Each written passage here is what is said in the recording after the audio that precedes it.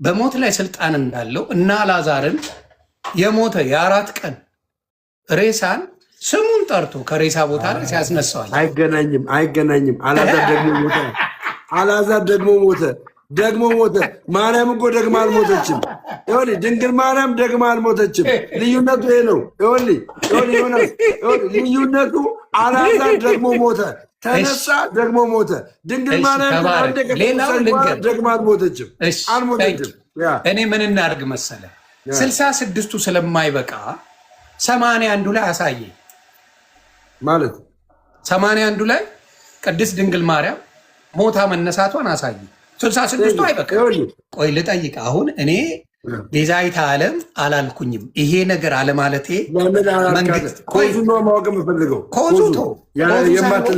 እኔ መንግስተ ሰማያት አያዋርሰኝም ያዋርሰኛል። ይችን ብቻ መልስልኝ እኮ። ለምንድነው ከጥላቻ ከሆነ ጥላቻ ካለብህ አትገባም መንግስተ ሰማያት። ጥላቻ ለሰው ልጅ መኖር የለበትም። በቃ ስለዚህ ለሰው ልጅ ለድንግል ማርያም ይህንን አለማለት ጥያቄን መልስልኝ ነው የምልህ። አሁን እሱን ተው። እኔ እንደፈለግኩ ብዬም ቤዛዊተ ዓለም አላልኳትም። እኔ ቤዛዊተ ዓለም አይደለችም ካልኩኝ መንግስተ ሰማያት እወርሳለሁ ወይስ አልወርስም?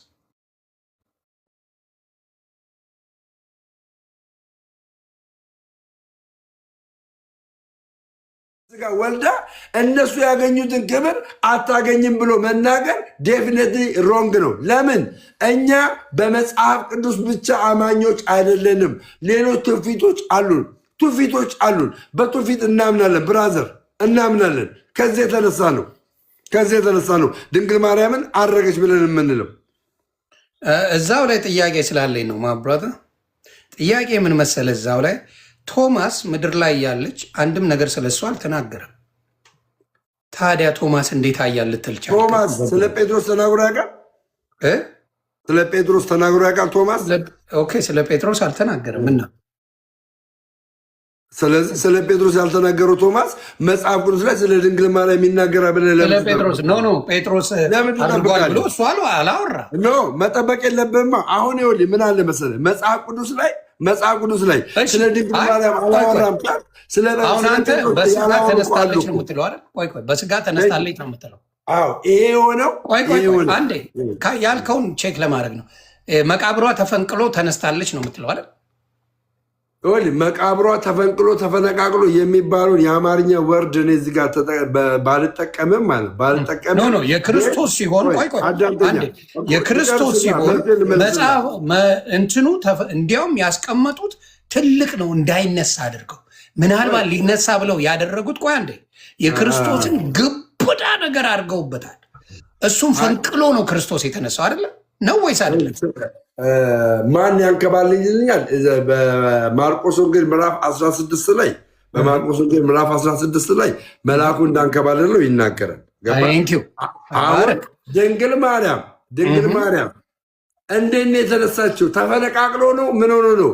እኔ ድንግል ማርያም መነሳቷን የምነግርህ ለአንተ በክርስቶስ በልጇ ኃይል ልጇ ላይ ባለው ኃይል የተነሳ ማን ሞትን እንዳላየ ሄኖክ ሞትን እንዳላየ ማን ሞትን እንዳላየ ኤልያስ ሞትን እንዳላየ ማን ሞትን እንዳላየ ሙሴ ሞተ ተባለ እንጂ ሬሳው እንዳልተገኘ ድንግል ማርያምን መለኮትን በስጋ የወለደች ድንግል ማርያምን ይሄንን ክብር ነው ያገኘችው። ልጇ ነው ያስነሳት። እኔ ደግሞ እንዳልተነሳች መቃብሯ እስካሁን እንደሚጎበኝ በማስረጃ ላሳይ። የማን ይሁን በምን ይታወቃል? የኔ ነው ብላለች። አምጣ የኔ ነው ያለች አንተ ኢየሩሳሌም ስትሄድ በስነ ስርዓት ያሳዩሃል። እዛ ይሄኛው ስቱሮማን ፋላሲ ነው የሚባለው። ስማኛ የማኝሁን የአበበ ይሁን የአልማዝ ይሁን የከበደ ያውቃሉ እንደ ክርስቶስ የማይታወቅ ለምን እንደማይታወቅና እንደሚታወቅማ ልንገርህ። የክርስቶስ መሆኑን ሄደው ሁሉም ሰው ይመሰክራል አይደለ? ክርስቶስ መቃብሩ የክርስቶስ ሞቶ የተቀበረበት ቦታ መቃብሩን ሰው እየሄደው ይጎበኛል አይደለ? ነው አይደለም? ነው አይደለም? ስለዚህ ማርያምም ሞታ የተነሳችበት ካለ እሱን ሄደው ይጎበኛል። የነ ጴጥሮስን የሌሎችንም ይጎበኛሉ። እስራኤል ተባረክ። አሁን ደግሞ የማርያምን እኔ ላሳየ እና ከነ ማስረጃው ነው። አንተም ምናልባት እስራኤል ያሉ ወዳጆች ካሉ ደውለህ ጠይቅ። አንዴ ላሳይ ማብራታ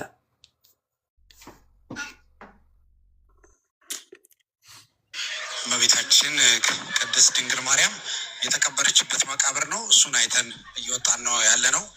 በህይወት ዘመኗ ጌታችን ኢየሱስ ክርስቶስን የወለደች ትውልድ ሁሉ ብፅዕት የሚሏት ቅድስት ድንግል ማርያም እዛ አሁን በቪዲዮ ያያችሁት ቦታ ላይ ተቀብራለች። መቃብሩን አይተን እየወጣን ያለ ነው። የኢየሱስ መቃብር ግን ባዶ ነው። የእሷ መቃብር የት አለ?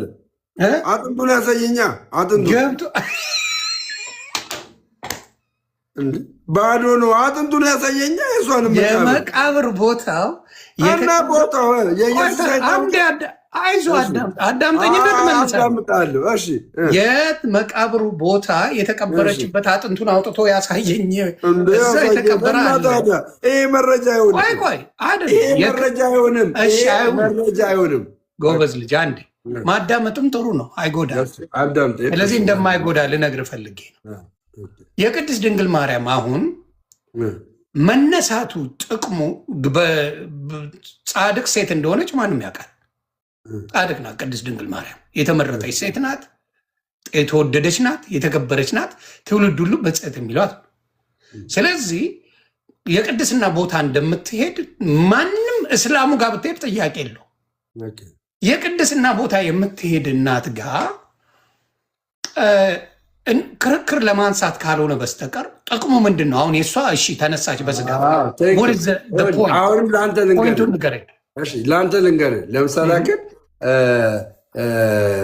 ድንግል ማርያም እንግዲህ ተነሳች ተብሎ በሚታስብበት ሰዓት የተነሳችው የመጀመሪያው ለደምረው ጥቅም አይደለም። ደምረው የሚያገኘው ጥቅም የለም። የዘላለም ሕይወት የሚያገኝበት የለም ደምረው። ነገር ግን እርሷ የተነሳቸው ክርስቶስ ኢየሱስ ባለው መለኮታዊ ስልጣን መሰረት ነው። እናቱን ያስነሳት እንድትነሳ ያደረጋት ክርስቶስ ኢየሱስ ነው። ገባ? ይህ የእሷ መነሳት አንተ ክርስትና ሕይወት ላይ የሚጨምርም የሚቀንስም ነገር የለም። ለመጽሐፍ ቅዱስ ላይ ለመጽሐፍ ለምን ተቸገረ? ብትነሳ አስነስቻታለሁ። መጽሐፍ ቅዱስ ላይ ብዙ ያልተጻፉ ነገሮች እኮ አሉ። ቆይ ይሄ በጣም ክሪቲካል የሆነ ነገር ነው። ከመጽሐፍ ቅዱስ ላይ ክሪቲካል ከሆኑ ነገሮች መካከል ይሄ ትልቅ ነገር ነው። ይሄን ትልቅ ነገር ክርስቶስ አይጽፈውም ብዬ ወይም ደግሞ ሐዋርያቶች አይጽፉትም ብዬ አላስብም። ምክንያቱም እንዲያውም አንዳንድ ብዙም ቦታ የማይሰጣቸው ነገር ተጽፈዋል። ይሄን የመሰለ ተአምር ላጥ ብለው ሄዱ ነው የምትለው። እስጢፋኖስን ታውቃለህ? መጽሐፍ ቅዱስ ላይ አለ ሐዋርያ ሥራ ምዕራፍ 8 ላይ በድንጋይ ተወግሮ የሞተውን እስጢፋኖስን አይተሃል? የእሱ መሞት መጽሐፍ ቅዱስ ጽፎታል። የጴጥሮስን መሞት መጽሐፍ ቅዱስ ጽፎታል? አልጻፈውም። ቴንኪው። ሁሉ ነገር መጽሐፍ ቅዱስ ላይ እንዲጻፍ አትጠብቅ። ለዚህ ነው መጽሐፍ ቅዱስ ብቻ ብለህ አትመንምልህ። እሺ መሞቱ ግን አይውልህ። ጴጥሮስ መሞቱን ታምናለህ? ጴጥሮስ መሞቱን ታምናለህ? ያውም ማለት ነው ጴጥሮስ ልንገርህ፣ በመጽሐፍ ቅዱስ አዋቂዎች ገባ እንደ ኢየሱስ ክርስቶስ ሊሰቅሉ ሲሉ ዘቅዝቁኝና ግደሉኝ ነው ያላቸው። እንደሱ መሞት አልፈልግም ብሎ ነው የተናገረው። ይህንን በታሪክ በትውፊት ነው ተጽፎልህ አንተ ጋር የሚቀርብልህ። ለዚህ ነው አባቶች ሐዋርያዊ ቅብብሎች የሚያስፈልገን። ቆይ ንገረኝ አሁን። እሺ ልስማማልህ። በስጋ ተነስታ በ6 ወሯ ሄዳ ቶማስ አየር ላይ አግኝቷት እንዴት ሳላይሽ ብሎ ሩዋንዳ አድርጎት ምናምን ልመንልህ። ኦኬ ሆነ ልበል። ጥቅሙን ንገረኝ። ወርዝ ቤኔፊት ቤኔፊቱ ምን መሰለህ? እርሷ የአምላክ እናት መሆኗና አምላክ በሞት ላይ ስልጣን እንዳለው ጌታችን መድኃኒታችን ኢየሱስ ክርስቶስ በሞት ላይ ስልጣን እንዳለው ለእናቱ አሳየ።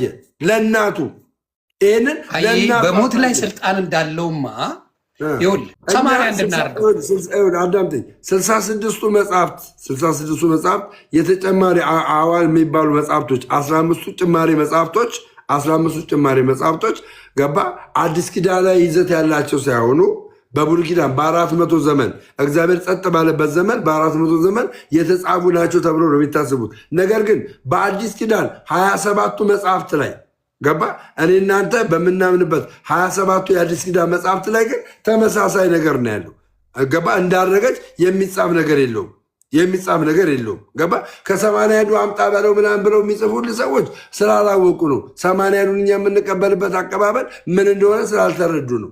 እሺ ወንድሜ፣ ለዛ ነው ድንግል ማርያምን እኛ አድርጋለች ብለን የምንለው የልጇ የክርስቶስ ኢየሱስ የመለኮታዊ ስልጣን እንድናውቅ እንድንረዳ ለእናቱ በሞት ላይ ስልጣን እንዳለው እንዳሳያት እንድታውቅ ነው እንጂ ለአንተ ለዘላለም ሕይወት ገባ ለአንተ ለዘላለም ሕይወት ልክ ክርስቶስ ኢየሱስ ሞትን ድል አድርጎ እንደተነሳው አይነት እንዲሆነ አይደለም የምናምነው። ገባ እንደዛ ያድርገህ ኮምፔር እንዳታረግ ይለያያል ማለት ነው።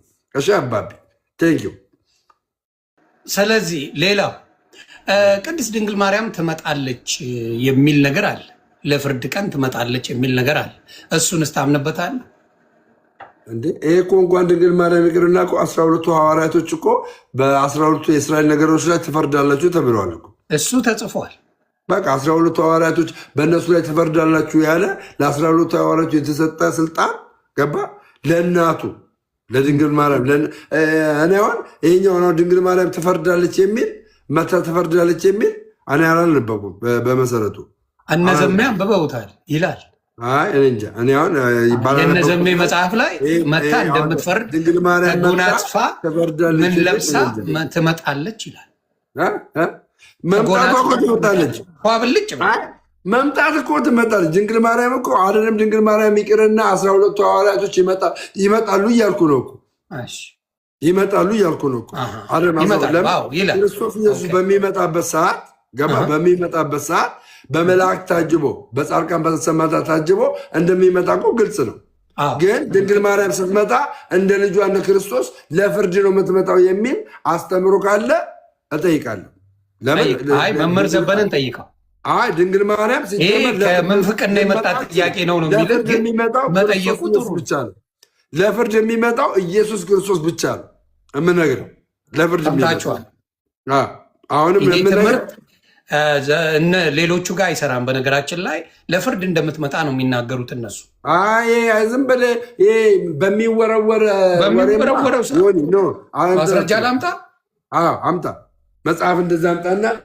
መጽሐፍ አይደለም ዶክተር ዘበነ የኦርቶዶክስ ኖ መጽሐፍ ዶክተር ዘበነ ሊናገር የሚችልበት መጽሐፍት ነው ማምጣት አለብህ። እኔ ማሳመን የምችለው እኮ በዶክተር ዘበነ አለም። በዶክተር ዘበነ እኮ የተመሰረተ ዶክትሪን የለንም እኛ። እሺ አይ መምጣቷን ካመንክ መምጣቷ ላይ እኮ ትንሽ ነው የጨመረው። ዘቤ ትፈርዳለች። ውጣ ከግለሰብ። አሁን ለምሳሌ ግን ሐዋርያው ዘላለም ስማኝ አዳምጠኛ። ሐዋርያው ዘላለም እግዚአብሔር አያውቅም ብሏል።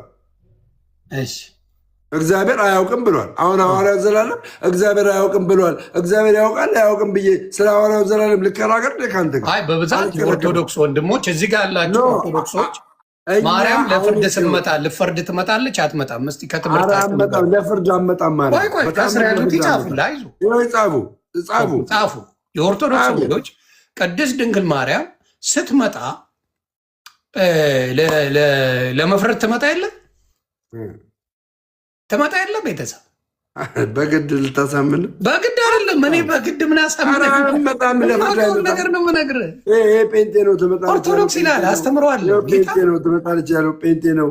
ኖ ማርያም የሚል ኖ ዘበነ ያለውን ላሰማችሁ አመጣም። እኔ ነገርኩህ። ይኸውልህ ጌታን ይላል አልተረዳኝም። አድኝን የሚሉበት ሪዝን ዋናው ከልጅሽ አይደለም የሚሉት እመቤቴ አድኝኝ ብለው የሚሉበት ሪዝናቸው እኮ ይሄ ነው። ማብራዘር ነው። አሁንም ዮኒ አይምሮውን አስተካክሎ ምንድን የምታስተካክለው? እኔ አስተካክዬ ነው የማወራው። ደግሞ ወደ እኔ አትምጣ። እኔ የሚባለውን ነው የኦርቶዶክስ በደንብ አስተማሪ ነው ማመጣ። ይኸውልህ አዳምጠኛ። እኛ ኦርቶዶክሳውያን አሁንም ኢንፋለብል ወይም ደግሞ ስህተት አልባ ብለን የምናምናቸው ሁለት ነገሮች አሉ። ምን? ቤተክርስቲያንና መጽሐፍ ቅዱስ ኢንፋለብል ናቸው ብለን የምንቀበለው ገባ። ኢንፋሊብል። ከዛ ውጭ ግን ሰዎች ይሳሳታሉ። ገድላት ድርሳናት ይሳሳታሉ፣ ሊሳሳቱ ይችላሉ፣ ሊታረሙ ይችላሉ። ሊታረሙ ስለሚችሉ ነው ሚያዝያ ላይ ኢትዮጵያ ውስጥ ሚያዝያ ላይ ሲኖዶስ ቁጭ ብሎ በገድላት ድርሳናት ዙሪያ ላይ ውይይት ያደረገው ሲኖዶስ ቁጭ ብሎ ገባ። ሲኖዶስ ቁጭ ብሎ ስለዚህ አንተ በመጽሐፍ ቅዱስ ላይ የምታገኘውን የዘላለም ሕይወት ማወቅ ነው እንጂ ያለብህ ገባ። ልክ እንደ ሌሎቹ ዘለ አንደኛ ነገር ገድላት ድርሳናትን መጠየቅ መማማር የሚችለው ያመነ ሰው ነው። ይህ አማኝ ስለ ገድላት ድርሳናት መነጋገር አይችልም። ይህ አማኝ መጀመሪያ ማመን አለበት፣ በመጽሐፍ ቅዱስ መግባባት አለብን በመጽሐፍ ቅዱስ። ከዛ በኋላ ነው ወደ ገድላት ድርሳናት የምንገባው። ስለዚህ እኔ የዘላለም ሕይወቴን በገድላት ድርሳናት በተጻፈ ላጣው አልችልም። መቼም አላጣው ገባ። የዘላለም ሕይወቴን ያገኘሁት በመጽሐፍ ቅዱስ ክርስቶስ ኢየሱስ በመስቀል ላይ ባፈሰሰው ደምና በቆረሰው ስጋ ነው። ይሄኛውን ልክ አይደለም የሚለኝ ገድላት ድርሳናት ካለ አልቀበልም። ይኸው የተጻፈም ደግሞ ሊኖር አይችልም። የሚላክልን አታንብብ። ኧረ ጌታን ሪሰርች እያደረኩ ነው። እንዲያደረኩ ማነው የሚልክልኝ? እኔ ራሱ ሙሉ መረጃ እኔ እኮ ላይብረሪ ነኝ ብሮ። ቀስ ማን ይልክልኛል? እንዳልኩ ነው። እኔ ራሴ እኮ ሙሉ ሰርችም ሳረግ የምውል ሰው ነኝ ብሮ። እኔ ላንብብልህ ብራዘሯ፣ ላንብብልህ በጣም የምነግርህ ማለት ነው። ኦርቶዶክስ ይህንን የመጽሐፍ ቅዱስ ቃል መቼም ልሽረው አይችልም። ምን የሚለው ላንብብልህ፣ ትሰማኛለህ? ዮሐንስ ወንጌል ምዕራፍ 3 ቁጥር 36 ላይ በልጁ የሚያምን የዘላለም ሕይወት አለው፣ በልጁ የማያምን ግን የእግዚአብሔር ቁጣ በእርሱ ላይ ይኖራል እንጂ ሕይወትን አያይም የሚል አንድ በል ወንድሜ፣ አንድ በል። ሌላው ልምጣለ። ሌላው ይህንን ቃል ደግሞ ቤተክርስቲያን ትቀበላለች። ምን የሚለውን ቃል? ነገር ግን ስማኝ በደንብ አድርገህ ሮሜ 5:8 ላይ ነገር ግን ገና ኃጢአተኞች ሳለን ክርስቶስ ስለኛ ሞቷልና እግዚአብሔር ለእኛ ያለውን የራሱን ፍቅር ያስረዳል። ይልቁንስ እንግዲህ ስማኝ በእናትህ ማርያምን አዳምጠኝ። ይልቁንስ እንግዲህ አሁን በደሙ ከጸደቅን፣ ደምረው የጸደቀው በምኑ ነው? በደሙ ነው። ሰምተኛል ብራዘርዬ? ስሙልኝ። ይሁን መጽሐፍ እንደውም 80 ላይ ላንብብልህ። 80 ላይ በደንብ አድርገህ እንዳስረግጥልህ ማለት ነው። 80 ላይ ኦኬ፣ አንድ ጠብቀኝ። 80 ላንብብልህ። 80 ላንብብልህ አባቴ እምነግርህ ማለት ነው። 80 ላይ ያለው ላንብብልህ። እንደዚህ ይላል። 80 ላይ ቆይ ዶክተር ዘበነ እኔ ያሳያቸዋለሁ ስላላችሁ የኦርቶዶክስ ትልቅ አስተማሪ አንድ አቁሞ አንድ እኔ ልጨርስና ከዛ እንነጋገርበታለን። እንደዚህ ይላል።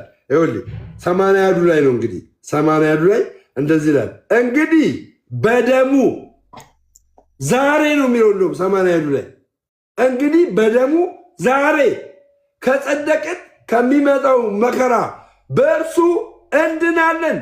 እግዚአብሔር ይመስገን። አይታ 80 ላይ የተጻፈ ነው የምነግርህ። ኦርቶዶክስ አለመቀበል አትችልም።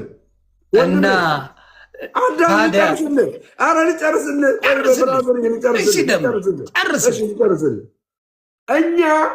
እኛ የእግዚአብሔር ጠላቶች ስንሆን በልጁ ሞት ይቅር ካለን በማሞት በልጁ ሞት ይቅር ካለን ከታረቅን በኋላ እግዚአብሔር ይመስገን ከታረቅን በኋላ በልጁ ሕይወት እንዴት የበለጠ ያድነን። በዚህ ብቻ አይደለም፣ በእርሱ ይቅርታውን ባገኘንበት በጌታችን በኢየሱስ ክርስቶስ በእግዚአብሔር ዘንድ እንመካለን እንጂ። ብራዘር ይህንን ማለብልህ የኦርቶዶክስ እውነተኛ ፒላር የሆነውን ትምህርቷን ነው። ገባ አይደለም? የማይነቃነቀው ትምህርቷን ነው። እኔ የጸደቅኩት በክርስቶስ ደም ነው። ይህንን አልጸደቅም ብሎ የሚመጣ ምንም ነገር ልንቀበል አንችልም። ምንም ምንም ነገር ልንቀበል የምትንም ይሄ 81 መጽሐፍ ነው። ልቀጥልልን። እኔም በመሀል ብገባ ጥሩ አይደል ለጤና? እሺ አንድ ነገር ልንገራ። እሺ አሁን አንድ ነገር ልንገርና ከዛ ትቀጥላለህ። ቤተክርስቲያን ገባ? ቤተክርስቲያን ዶግማዋ ወይም ደግሞ ዶክትሪኗ የተመሰረተው በክርስቶስ ላይ ነው። በግለሰብ አስተምሮ የተመሰረተ ዶግማ የላትም፣ አስተምሮ የላትም። ተረዳኝ? አንድ ግለሰብ የፈለገውን ነገር ቢናገር ገባ? ያ ግለሰብ ቤተክርስቲያንን ሊወክል አይችልም። ትክክለኛ ነገሩ ቤተክርስቲያንን ይወክላል። በሱ በስጋ ስሜቱ የተናገረው ነገር ግን ቤተክርስቲያንን ሊወክል አይችልም። ይህንን እወቅልኝ። መጀመሪያ ይኸው በድፍረት ነው የምነግርህ። ይህንን እወቅልኝ። አሰማው። ተባረክ። እንግዲህ እኔ እስከማውቀው መጀመሪያ ክብር ዝቅ አድርጌ አይደለም። ዶክተር ቴዎሎጂስት ነው። በጣም ዶክተሬቱ የተገኘው የመምህር ዘበነ በቴዎሎጂ ነው። በደንብ ነው የሚያስተምረው። ዲኤምቪ ኤሪያ ላይ ቤተክርስቲያን አለው። በቤተክርስቲያን ደረጃ የሚሰብክ የኦርቶዶክስ አባት ነው። ይሄን ሰው እንዲያቅፈልግ ማንም ተራ አንስቼ መንገድ ላይ ያለ አንስቼ ስለ ቤተክርስቲያን ምንም እውቀቱ የሌለው አንስቼ አይደለም የምናገረው የቤተክርስቲያን ቀኖኗን፣ ዶግማዋን፣ ሚስጥሯን፣ ትምህርቷን በደንብ አጠናቆ የተማረ በዶክትሬት ደረጃ ቴዎሎጂ የያዘ መምህር ነው ይሄን የሚናገረው። ተራ ሰው እንዳልሆነ እንድታውቁ ነው። አንቱ ልበል። ይቅርታ መምህር አንቱ መምህር ዘበነ ዶክተር ዘበነ ለማ። አሁን ለምን እንደዚህ እንደምትል ይገባኛል። ለምንድን ነው ልጨርስ እንጂ አስጨረስኩ አይደል እንዴ? ቀጥላ ገብቶኛል። ሀሳብ ልጨርስ ወደ ሀሳቤ። ስለዚህ ወደ ገደለው የብርሃን ጫማ ተጫማ ቤታችን ትመጣለች። የብርሃን ጫማ ተጫማ፣ የብርሃን መጎናጸፊያ ተጎናጽፋ፣ የብርሃን ዘውድ ደፍታ፣ የብርሃን መስቀል ይዛ፣ የብርሃን መነሳንስ ይዛ በቤታችን ትመጣለች። የወርቅ መስቀል ይዛ ሌላ ምን መስቀል ይዛው መረጃ አይሆንም። እዩ ጩፋን ታመጣለህ እንዴ? እዩ ጩፋን ዶክተር ዘበነ ብለህ እዩ ጩፋን ታመጣለህ? እዩ ጩፋ ያለውን ልንገርህ። እዩ ጩፋ ምንም አያውቅም ስለ ወንጌል ምንም አያውቅም። እዩ ጩፋ አንድ መስማ አዳምጣ እንዴ። እዩ ጩፋ ምን አለ? እሺ ዩቱብ ላይ ግባና የሚለውን ልጨርሳ። ኧረ አዳምጥ በጌታ ልንገርህ። የአሁኑ ፔጅ ዩቱብ ላይ ግባና ሙሉውን አምጣ። ሙሉውን ያለበት ሙሉ ምን ያደረግና እዩ ጩፋ አልከኛ። እዩ ጩፋ ብለህ መሳቅ ስትጀምር ሙሉ ያለውን ነገር አዳምጠውና የዶክተር ዘበነ የቀሲስ ዶክተር ዘበነን ሙሉ ቪዲዮ አምጣ። ሙሉ ቪዲዮ ያለውን ሙሉ ቪዲዮ የተናገረበትን ሙሉ ቪዲዮ አምጣ። በደምብ በቃ ቢያንስ 5 ደቂቃ 6 ደቂቃ የተናገረበትን ሙሉ ቪዲዮ አለ። ሙሉ እንዲያውም አለ። ይሄኛው እንዲያው መልስ የሰጠበት ነው። አይዞህ በደንብ ነው የማመጣው። ንገረኝ ዶክተር ዘበነ። ምን የፈለግኩት ምንድን ነው? እኔ በኦርቶዶክስ ምንም አትበለኝ። አሁን ምንም ሳትለኝ አባቢ ምንም ሳትለኝ ዶክተር ዘበነ ተናገረ። ድንግል ማርያም ልትፈርድ ትመጣለች እንደዚህ ያለ ብላል። አምጣ አሳየን። አሁን ሲመጣ ደግሞ ሌላ ምክንያት እንደሚሰጥ ሙሉ አሰማኝ። አይዞ ስላለ ነው ማወራ። የሌለ ነገር አልቀባጥርልም። መመነኝ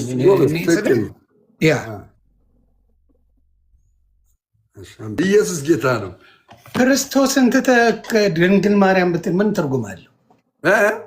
ክርስቶስን ትተህ ድንግል ማርያም ቤዛነት እያልክ ብትጮህ ምን ትርጉም አለው? የማርያም ቤዛነት ያድናል፣ ያጸድቃል። ቴንኪው። የማርያም ቤዛነት በምን መሰለህ? የማርያም ቤዛነት በምን የመጣ መሰለህ? የማርያም ቤዛነት በምትክነት የመጣ ነው። ቤዛነት ያድናል ወይ ያጸድቃል? የኢየሱስ ክርስቶስ ማኳስችን ኢዝ ዲፍረንት። ስማኛ እንዴ የጠየቁ ጥያቄ የቅድስት ድንግል ማርያም ቤዛነት ያጸድቃል አያጸድቅም? ምንም ትርጉም የለውም። ቤዛነት ለአንተና ለእኔ ትርጉም የለውም። አዳምጠኛ እኛ ኦርቶዶክሳውያንን የድንግል ማርያም ቤዛነት ሳይሆን ያጸደቀን የክርስቶስ ኢየሱስ ቤዛነት ያጸድቃል አያጸድቅም ነው የኔ ጥያቄ እኮ። አላጸደቀንም አልኩ እኮ ግን አያጸድቅም አይደለ? የድንግል ማርያም ቤዛነትን ደግሞ አለመቀበል አንችልም። ብትቀበለውም ባትቀበለውም የማያጸድቅ ከሆነ ትርጉም አልባ ነው። ያጸደቀንማ ክርስቶስ ኢየሱስ በሞቱ ቤዛ ሆኖ እኮ ነው ያጸደቀን። ገባ? ያስታረቀን በሞቱ አያጸድቅም አይደለ? ድንግል ማርያም ግን ቤዛ ናት የምንለው ለምን መሰለ? ምትክ ስለሆነች ነው። አያጸድቅም ግን አይደል? ምትክ ናት እያልኩ ነው። ቤዛ የሚለው ትርጓሜው ምትክ ስለሆነች ነው። ወንድሜ ዛሬ ነፃ ሁኑ። የእውነቴን ነው የምላችሁ። አንዴ አባት የቅድስት ድንግል ማርያም ቤዛነት አያጸድቅም አይደል? ቴንኪው። አሁንም እየነገርኩ ነው። እሷን ብቻ ነገረኛ፣ ሌላ ጨምርብኝ። ሌላው የክርስቶስን ስለተቀበልኩ ስለሚያጸድቀኝ ችግር የለብኝም። እኔ የቅድስት ድንግል ማርያም አይደለም የሌሎች አንዴ የሌሎች በሙሉ ቅዱሳን ቤዛነት እኛን አያጸድቀንም ማለት አያጸድቀንም። ያጸድቀናል ካላጸደቀን አትልፋ ዝም ብለህ በባዶ ያልኩ ነው። ስለ ቤዛነት ይሄ ቃል ይነበብ ምን ትርጓሜ ምን እንደሚሰጥ ሰጠ። ቆይ እኔ እኮ ልንገርህ፣ ቅድስት ድንግል ማርያም ቤዛ ናት ተባለች። እሺ ሌሎቹም ቤዛ ናቸው ተባሉ። እያዳመጥከኝ አንዴ እና የነሱ ለነፍሴ ጥቅም አለው? ምንም ጥቅም የለው ማለት ነፍሴን አያድነው። ነፍስን ያዳነው የዘላለም ሕይወት የሰጠ የድንግል ማርያም ልጅ የሆነው ኢየሱስ ክርስቶስ ነው። አከተመ። ያጸድቅምማ አልክም አላልክም የሚጠቅም ነገር የለም እኮ ነው ማዳመጥ ያለብህ። ክርስቶስ ኢየሱስን ደግሞ ያገኘሁት በማን ነው? በማን ያገኘሁት? ከሰማይ ነው? በእግዚአብሔር ነው እንጂ ከሰማይ ነው የወረደው? አዎ ያለ የነበር የሰውን ስጋ አልተካፈለም። የሰውን ስጋ ከጠየቀኝ እኔ ነው የምመልሰው። ተረጋጋ። ኢየሱስ ክርስቶስ ያለ የነበረ የሚኖር አልፋና ኦሜጋ ዘላለማዊ ነው። ለሰዎች ኃጢአት ሲል ተዋርዶ መጥቶ እኛን ለማዳን በሰው ስጋ አደረ። የመረጠውም የሰው ስጋ የቅድስት ድንግል ማርያም ስጋ ነው። እሷን ደግሞ ሲመርጣት አክብሮ መርጧታል። አዳኙ ግን እሱ ነው። እንኳን እኛን አይደለም እሷን ያዳነው ክርስቶስ ነው። ለማርያም የምሰጣት ቆይ አንዴ ልዘግብሻ። ለማርያም የምሰጣትን ክብር ለምን እንደሆነ ታውቃለህ? እጅግ ከሴቶች ለይቼ ማከብራትን ምክንያቱን ልንገር። ለምን መሰለ? ኢማጂን ልጅህን አምላኬ እያለች ሽሩሩ ስትለው አምላኬ እኮ ያዳኝከኝ እኮ አንተን እያለች ማለቷ ከሴቶች በሙሉ ይለያታል። አሜዚንግ ገባ? ክብሯም ከሰው ልጆች ከሌሎቹ በተሻለ ማከብራት ለዛል። ለምን ሌሎቹ ኖርማል ልጅ ሆነው ነው ገባ? ኮንፊውዝ የሚያደርግ ልጅ ልንገር በደንብ አድርጌ የማርያም ጥላቻ ብለው አንተ ሳትሆን የማርያም ጥላቻ በጌታ በኢየሱስ ስም እስካሁን እኮ ስታወራን አንድ ነጥብ አልተናገርኩ። መጽሐፍ ቅዱስ ከፍተህ እንደፈለግክ ስታወራ አልተናገርኩ። መልካምነት እኮ ነው የተናገርኩት። እንዲያስከፋ አይደለም እኮ ስለ ቅድስት ድንግል ማርያም የምናገረው። መጽሐፍ ቅዱስ የሚለኝን ነው የምነግርህ፣ አልጨምርባትም። የተሰጣ ክብር መጽሐፍ ቅዱስ ላይ እናንተ ከምትሰጧት በላይ ስለሆነ ነው። መጽሐፍ ቅዱስ ያከበራት መርጦ መልአክ ልኮ አንቺ ከሴቶች መካከል የተባረክሽ ነሽ ያላት መጽሐፍ ቅዱስ ነው። ተግባባል ብሏታል መጽሐፍ ቅዱስ ራሱ ገባ። ኤልሳቤጥ ምን አለች? የጌታዬ እናት ወደ እኔ እንድትመጣ እንዴት ይሆንልኛል አለች። ክብር ተሰጧታል። ምን ይባላል? ክብር ክብር ክብር ክብር ክብር በሚለው የማዳን ስራውን የሰራው ግን በመስቀል ላይ የተሰቀለልኝ ኢየሱስ ብቻ ነው። ማክበርንና ማዳንን እየለያችሁ እያልኩ ነው። አንተ ይኸው ነገርኩ። ይኸውልህ አሁን እኮ የሰበኩ ቃል ክርስቶስ ኢየሱስ በሞቱ እንዴት እንዳስታረቀን በደሙ እንዴት እንዳጸደቀን 80 መጽሐፍ እኮ ነው የነገረኝ። ይኸውልህ 80 መጽሐፍ። ይሄ እኮ ትልቅ ወንጌል እኮ ነው የነገርኩ። ስለ ድንግል ማርያም ግን ስትመጣ የድንግል ማርያም ቤዛነትና የኢየሱስ ቤዛነት አንድ አይደለም። ሊሆንም አይችልም። አንድ አይደለም። ገባ? አንድ አይደለም። የድንግል ማርያም ቤዛነት እኔ ይህን ነገር አሁን እንደው ጴንጤ አያውቅም ልትለኝ ነው? አንድ አዳምጠኛ፣ ችግር የለውም። አዳምጠኝ። የድንግል ማርያም ቤዛነት የምንድን ነው? የምትክ ነው። ምትክ የሚሆን ነው። ገባ ምትክ የመሆኑ ለምን ሰይጣን ሔዋንን ተጠቅሞ በአዳም በኩል ኃጢአት ወደ ዓለም አስገባ። ሰይጣን ሔዋንን ተጠቅሞ እግዚአብሔር ድንግል ማርያምን መርጦ ለይቶ ክርስቶስ ኢየሱስን አምጥቶ ወደ ዓለም ምን እንዲመጣ አደረገ? ሕይወት እንዲመጣ አደረገ። ምክንያት ናት የሚልን አምጣልኝና እናውራ። ተባረክ። መጽሐፍ ቅዱስ ላይ ቅድስት ድንግል ማርያም ምክንያት ሆናለች የሚለውን አሁን ቤዛ የሚለውን ቃል ነው የምንተረጉመው መጀመሪያ። ተባረክልኝ።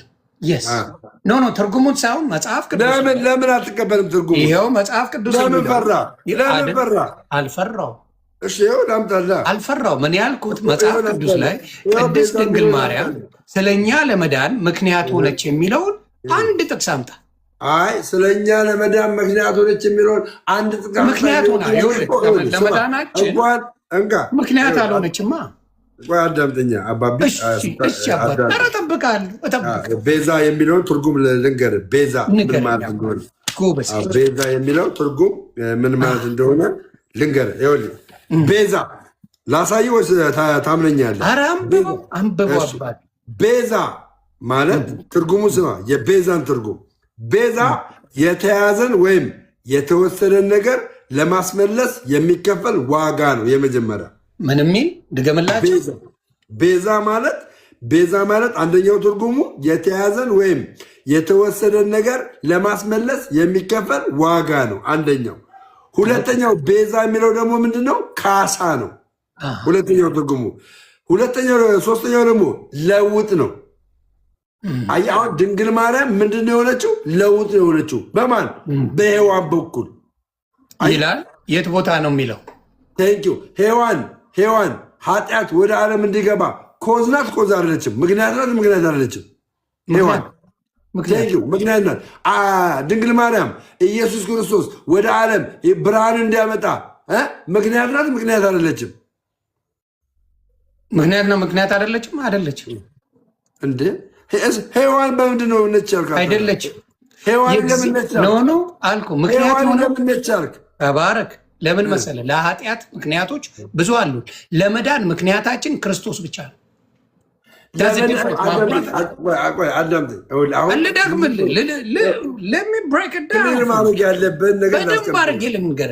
ለሞታችን ለኃጢአታችን ምክንያት ሔዋን ስትሆን ለመዳናችን ምክንያት ክርስቶስ ነው። ሌላ ምክንያት የለንም።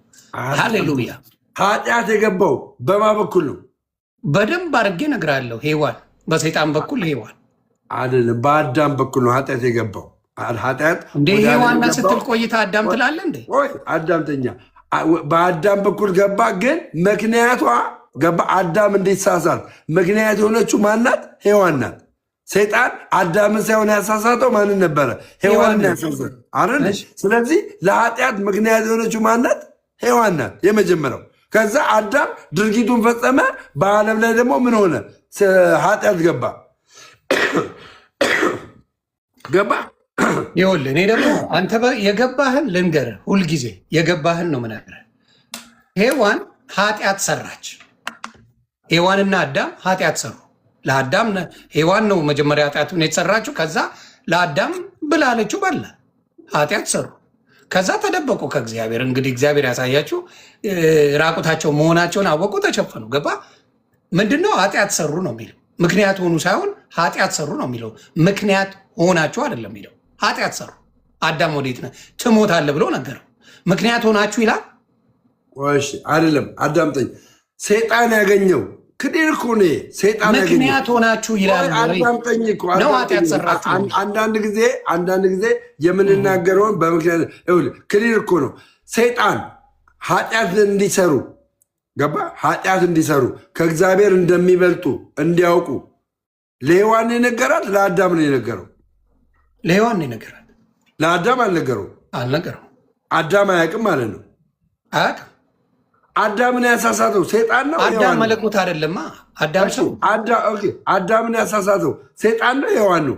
ሔዋን ሚስቱ ናት እንጂ። ቴንኪው። ሚስቱ በማሳሳቷ ምክንያት ሆናለች አልሆነችም?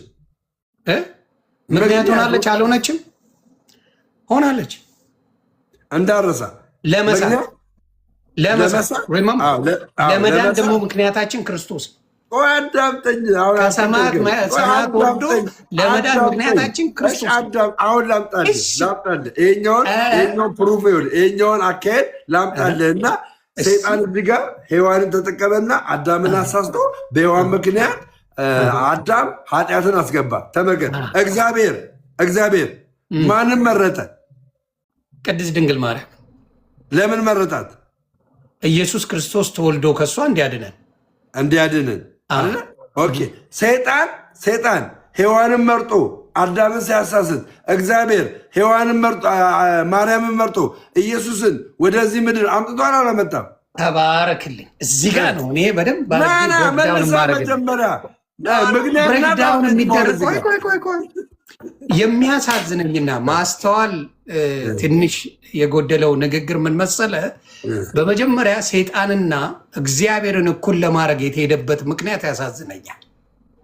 ኢት ኢዝ ሶ ሳድ። የእግዚአብሔር በፍቅሩ የማረከውን ስራ ደወሉለት ምክንያት ሊነግሩለት።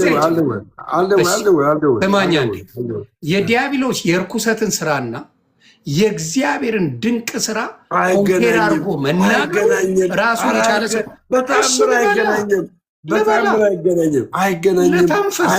አይገናኝም። እውነት ሲነገር መደንገጥ አያስፈልግም። እኔ አሁን ምንድን ነው መሰለህ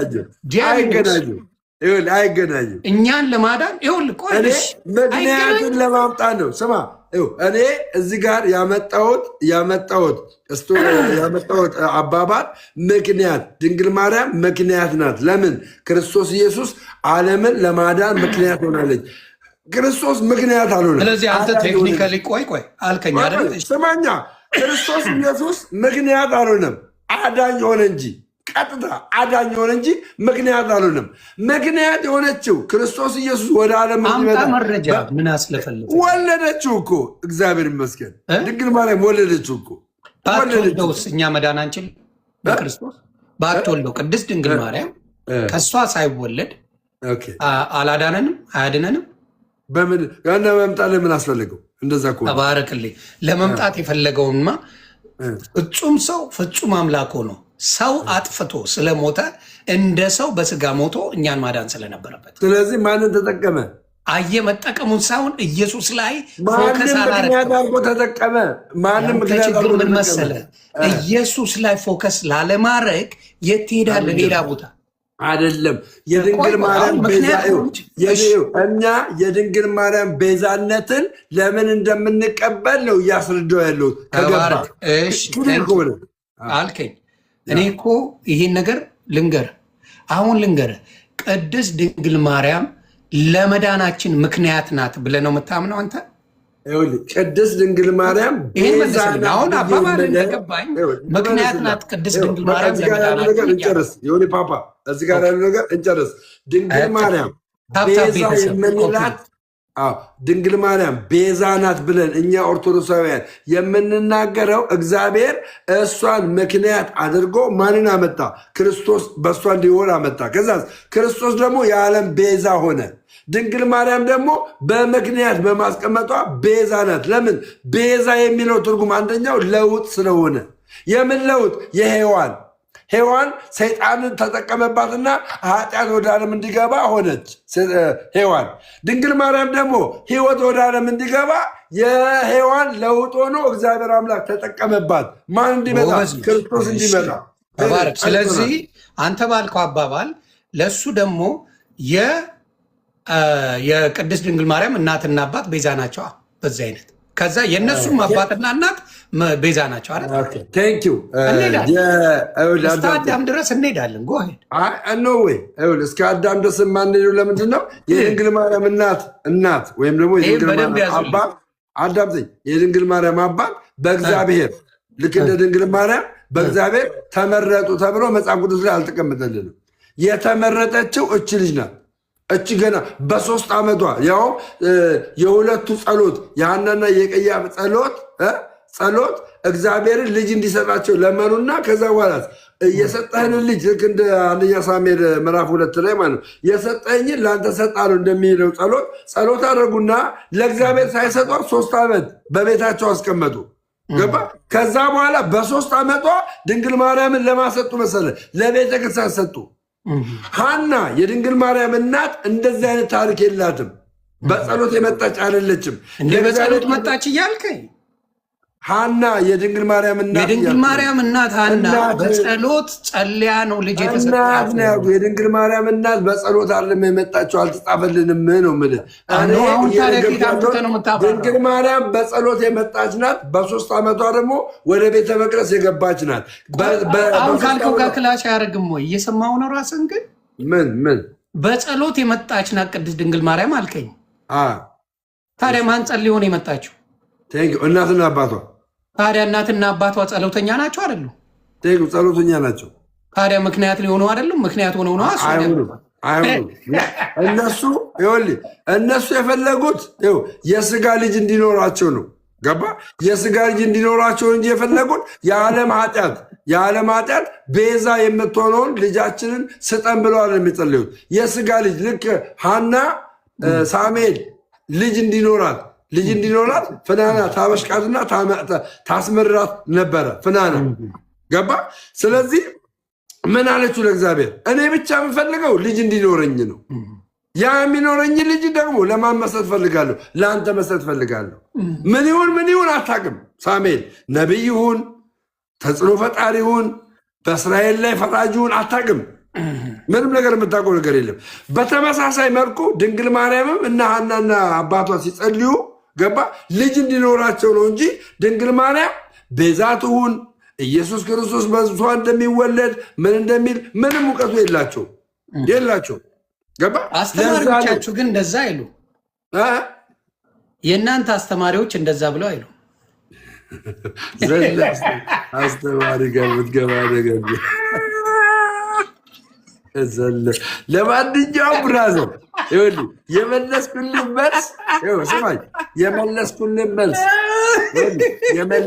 መልስ ከሰማኝ የድንግል ማርያም ቤዛነት እንደ ኢየሱስ ክርስቶስ ያለ ቤዛነት አይደለም።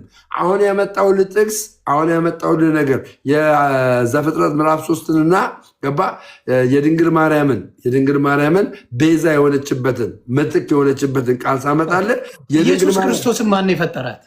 ማን የፈጠረው? ይቅርታ ማርያምን ማን የፈጠራት? ይቅርታ ማርያምን የፈጠራት ማን ነው? እግዚአብሔር ማለት ኢየሱስ ክርስቶስ ነው አይደል? እኔ ግራ ይግባል። እናትና አባት አላት ድንግል ማርያም። ድንግል ማርያም ፍጡር ናት። ፍጡር አይደለችም የሚል ሰው የለም። ነገር ግን ስማኝ፣ ነገር ግን ከፍጡራን በላይ ናት። ለምን? ለድንግል ማርያም የተሰጠ ጸጋ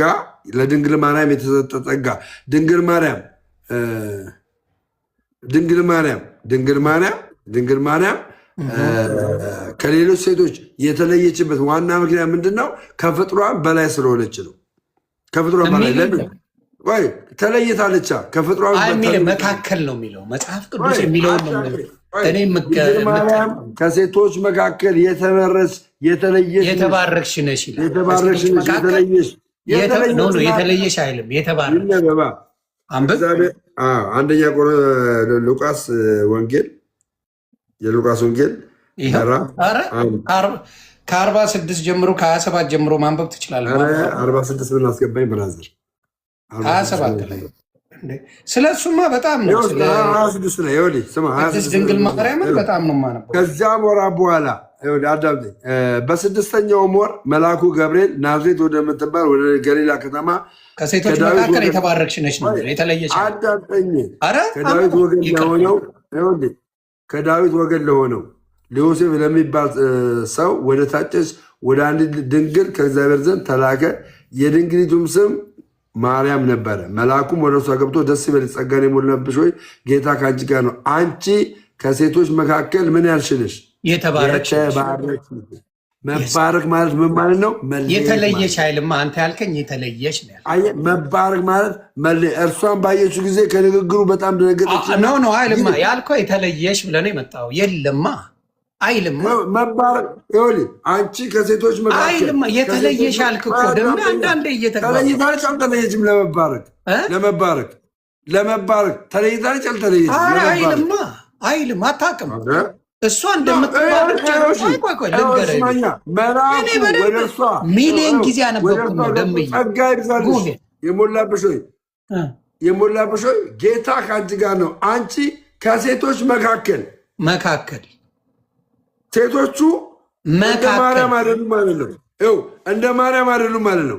አይደለም ልነግርህ ነው። ጎሄድ ሴቶቹ እንደ ማርያም አይደሉም። ሴቶቹ ይለያሉ አይለዩም? እንደማን ናቸው ሴቶቹ?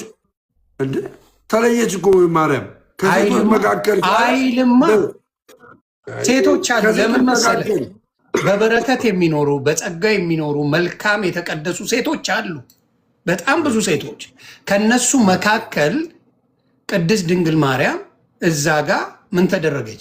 ጌታ አደረባት። ወዴት ነው የሚሄደው? የሌለውን ይቺ መጨመር እኮ ነው ከጌታ ጋር የሚያጣላ።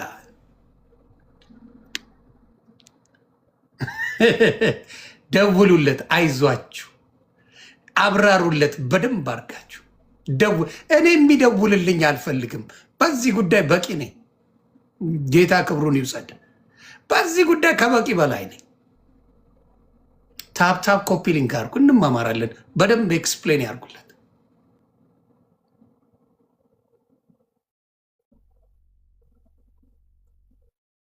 ደምዬ በርግደው አይ አይደለ ያ ራይድ ሰራል ነበር ያ መኪና ይዛል በስታይል ምናምን ጭውቴ። እሺ ቀጥል። አይ ይኸውልህ አሁን እኔ የምነግርህ ምንድን ነው መሰለህ፣ ከሴቶች መካከል ካለ ተባረክ። አሁን ከሴቶች መካከል ማለት ተለይታለች። መካከል ሲል ከሴቶች መካከል እሺ፣ ሴቶቹ ተለይታለች ብሎ ጌታ ያስቀምጣል። እሺ፣ ሴቶቹ ተባርከዋል ወይ? ሴቶቹ አዎ፣ እግዚአብሔር የወለደው ይቅርታ፣ እግዚአብሔር የፈጠረው ፍጡር በሙሉ የተባረከ ያላት። እሺ፣ የተባረክሽ ነሽ ያላት፣ ጸጋ የሞላብሽ ያላት። ጸጋ ተሞልቷል። ሌሎቹ ሴቶች ጸጋ ብዙ ነገር አለ እንጂ ትንቢት የሚናገሩ ሴቶች አሉ።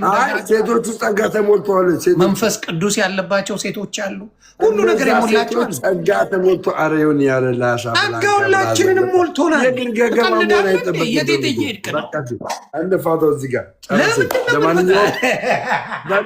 ለመሰለህ ግግም ያለ ነገር እንዲሁ ቆይ እንዲሁ በጸጋው ጸድቃችኋል እያለ ጸጋ አልተሞላችሁም ትላለህ እንዴ? ጌታ ሁላችንንም ነው የሚሞላ። አይደለም ክርስቶስ ኢየሱስ ሞትን ድል አድርጎ ከተነሳ በኋላ በተለይ ሐዋርያት ሥራ ምዕራፍ 2 ላይ የወረደውን የመንፈስ ቅዱስ የጸጋ ስጦታን ሳይሆን እኔ የማወራ ድንግል ማርያም ክርስቶስ ሳይሞት በፊት እግዚአብሔር በጸጋ ጸጋ የሞላብሽ ተብላለች። ይሄ ጸጋ ከሌሎች ሴቶች ቀድሶት የለ እንዴ? ሳይወለድ ገና ቅዱስ ዮሐንስን ቀድሶት የለ እንዴ? ገና ሳይወለድ ምን ብሎ ተባረክልኝ በማጽንሽ አለ ምን ያለ ነው አላት። እዚህ አባራት ያለ ዮሐንስን አልቀደሰው በኤልሳቤ መንፈስ ቅዱስ ሞላባት በተለያዩ ምክሮች እንዲያለች አንቺ ከሴቶች አሁን ራሷ የተናገረችው ነው። የቱ ጋር ነው ቅዱስ ዮሐንስ እንትኑን ዘግቶ ዘካርያስ? እሺ ዘካርያስ መጥቶ ሲነግረው ከአንተ ልጁ ምን እንደሚሆን አልነገረውም እኮ። ቅዱስ ዮሐንስ ቅዱስ ነው ተቀድሷል የሚላል እዚያ ላይ የለም። አምጣ። እኔ አባት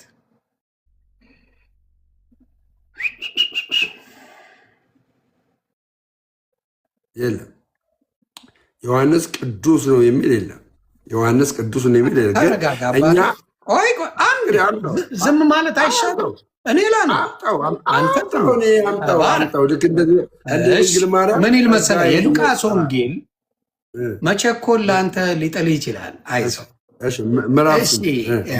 የሉቃስ ወንጌል ምዕራፍ 1 ከቁጥር 11 ጀምሮ ነው የሚናገረው። እያነበብክ ብራዘር ምን ይላል? የጌታ መልአክ በዕጣኑ መሰዊያ ቀኝ ቆሞ አየው ዘካርያስን ነው። ዘካርያስ ባየው ጊዜ ደነገጠ፣ ፍርሃትም ወደቀበት። መልአኩም እንዲህ አለው፣ ዘካርያስ ሆይ ጸሎት ተሰምቶልሃልና አትፍራ። ሚስት ኤልሳቤጥም ወንድ ልጅ ትወልድልሃለች፣ ስሙንም ዮሐንስ ትለዋለህ። ደስታና ተድላም ይሆንልሃል፣ በመወለዱም ብዙ ሰዎች ደስ ይላቸዋል፣ በጌታ ፊት ታላቅ ይሆናልና የወይን ጠጅ የሚያሰክር መጠጥ አይጠጣም። ይሄንን ስሙ። መጠጥ አለመጠጣት ምን እንደሚያደርግ እዚህ ጋር ስሙ። ቀጥል። አሁን ዮሐንስ ቅዱስ ነው የሚለውን አምጣ። ቅዱስ ነው የሚለው ገናም ተረጋጋ አባቴ። ገናም በእናቱ ማኅፀን ውስጥ ሳለ መንፈስ ቅዱስ ይሞላበታል።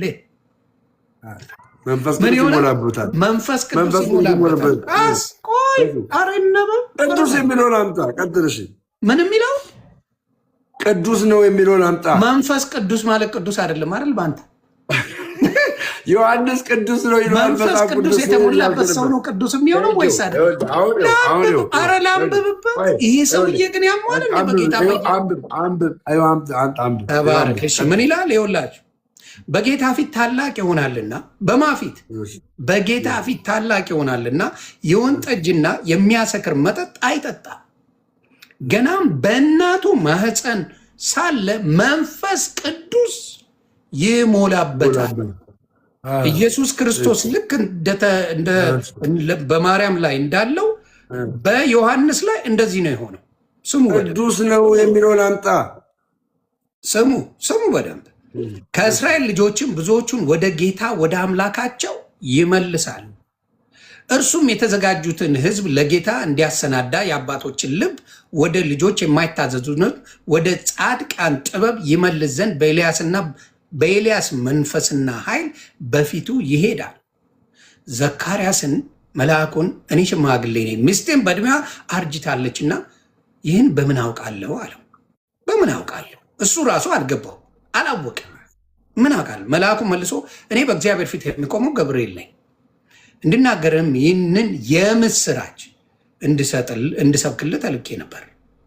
እነሆም በየጊዜ የሚፈጸመውን ቃሌን ስላላመን ይህ ነገር አንተ ምክንያት እያልክ እንደ ስትጮህ የነበረው የለበል ቅዱስ የተጣመመ ሰው ምንም ብትሉት አይሰማም። አዳምጠኝ። ይኸውልህ እዚህ ጋር እሱ ምክንያት እያለ ሲንጫጭ መንፈስ ቅዱስ ይሞላበታል እየተባለ ቅዱስ አይደለም ይለኛል። የድንግል ማርያምና የዮሐንስን ልለይልህ። እንጋ ድንግል ማርያም ምን አላመሰለህ? መንፈስ ቅዱስ ይሞላበታል እያለ ቅዱስ የሚል የለም ይለኛል። አዳምጠኝ። በጌታ በኢየሱስ ክርስቶስ እሺ። መልአኩም ወደ እርሷ ገብቶ ደስ ይበልሽ ጸጋ የሞላብሽ ሆይ፣ አንድ ጸጋ የሞላብሽ ሆይ። ዮሐንስ ጸጋ የሞላበት ሆይ አልተባለም። አንድ ጸጋ የሞላብሽ ሆይ፣ ሁለት ጌታ ከአንቺ ጋር ነው፣ ከሴቶች መካከል የተባረክሽ ነሽ። እርሷም ባየችው ጊዜ ከንግግሩ በጣም ደነገጠችና እንዲህ ያለ ሰላምታ ነው ብላ አሰበች። እንዴት ያለ ሰላምታ ነው ብላ አሰበች። መልአኩም ስማ፣ እዚህ ጋር መልአኩም እንዲህ አላት፣ ማርያም ሆይ። ያነበብኩት ጥቅስ ነው። በእናትህ በእግዚአብሔር ፊት ጸጋን አግኝተሻልና አትፍሪ አላት። ማንበብ እንኳን አያስፈልገኝም። ስማ፣ እነሆ ወንድ ልጅም ትወልጃለሽ፣ ስሙንም ኢየሱስ ትለዋለሽ፣ እርሱም ታላቅ ይሆናል። የሉሉማ አዳምጠኝ። ቃሌ ነው ማቋል እኮ ጌታ አምላክ አባቱ የዳዊትን ዙፋን ይሰጠዋል፣ በአባቱ ቤትም ለዘላለም ይነግሳል፣ ለመንግስቱ መጨረሻ የለውም። አሁን ጸጋና መንፈስ ቅዱስን ላመጣልህ ነው። ተባረክልኝ። ላመጣልህ ነው። የኔን ጥያቄ ማርያምም መልአኩን ወንድ ስለማላውቅ ይህ እንዴት ይሆንልኛል አለችው። ጸጋን አግኝታለች። ጸጋንም አግኝታ ምን ተጨመርላ መሰለ? መልአኩም እንዲህ አላት፣ መንፈስ ቅዱስ በአንቺ ላይ ይመጣል፣ የልዑልም ኃይል ይጸልልሻል። ስለዚህም ከአንቺ የሚወለደው ቅዱሱ የእግዚአብሔር ልጅ ይባላል። አይታል። ድንግል ማርያም ዮሐንስ ያላገኘውን ጸጋን ያገኘችው። እንኳን ሴቶቹ ይቅርና ገባ እንኳን ሴቶቹ ይቅርና ዮሐንስ ያላገኘውን ጸጋን ያገኘችው። አንተ ዮሐንስ ጸጋን አግኝቷል ልትል አትችልም። በብሉይ ኪዳን ዘመን ጸጋን ያገኘች ብቸኛና ብቸኛ ሴት ድንግል ማርያም ናት፣ እናታችን። ከድንግል ማርያም ውጭ ጸጋን ያገኘ ማንም የለም። ጸጋው ደግሞ ከሴቶች መካከል ምን ብሏታል? ለይቷታል። ፔሬድ። ይህንን መቀበል አለብን። ለዚህ ነው እኛ ድንግል ማርያምን ቤዛ ናት ብለን ስንል ምክንያታዊ ድህን በእሷ ስላገኘን ነው። ገባ? በእሷ ስላገኘን ነው ወንድሜ። ከዚህ በኋላ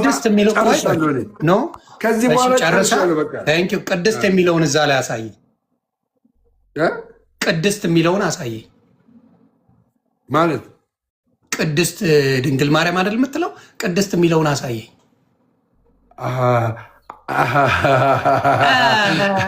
አሳየኝ። አይዞህ አሳየኝ። እኔ ልሳቀቅ። አይዞህ አንተ ስትጨምር ችግር የለብህም። ቅድስት የሚለውን አሳየኝ። ቀስ ብለህ ተረጋግተህ። አይዞህ አይዞህ አምጣ። አብሽር አብሽር ወንድሜ፣ እኔ ነው የሚይዘው። አታስቡ ቤተሰብ፣ እኔ አለሁ። እኔ በደንብ አድርጌ ነው መጣ። ቅድስት የሚለውን ቀስ አድርገህ ታመጣለህ። ቀስ አድርገህ። አይዞህ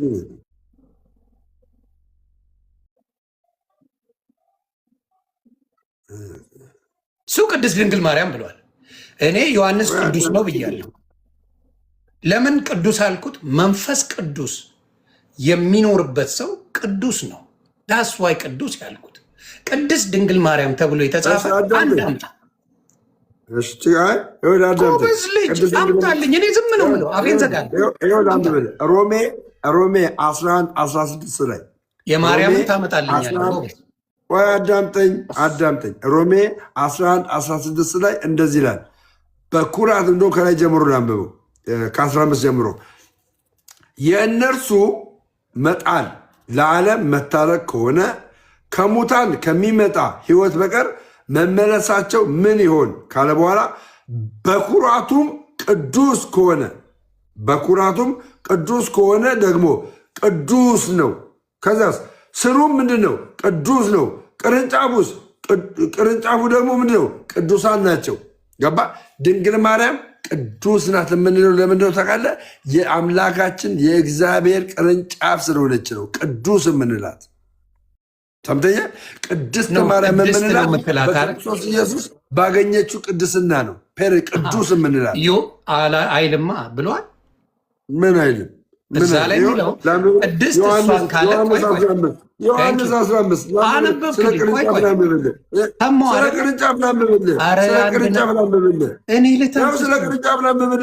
ቅዱስ ስለተባለችው ስለ ቅርንጫፍ ላንብብልህ። ስለ ቅርንጫፍ እውነተኛ የወይን ግንድ እኔ ነኝ።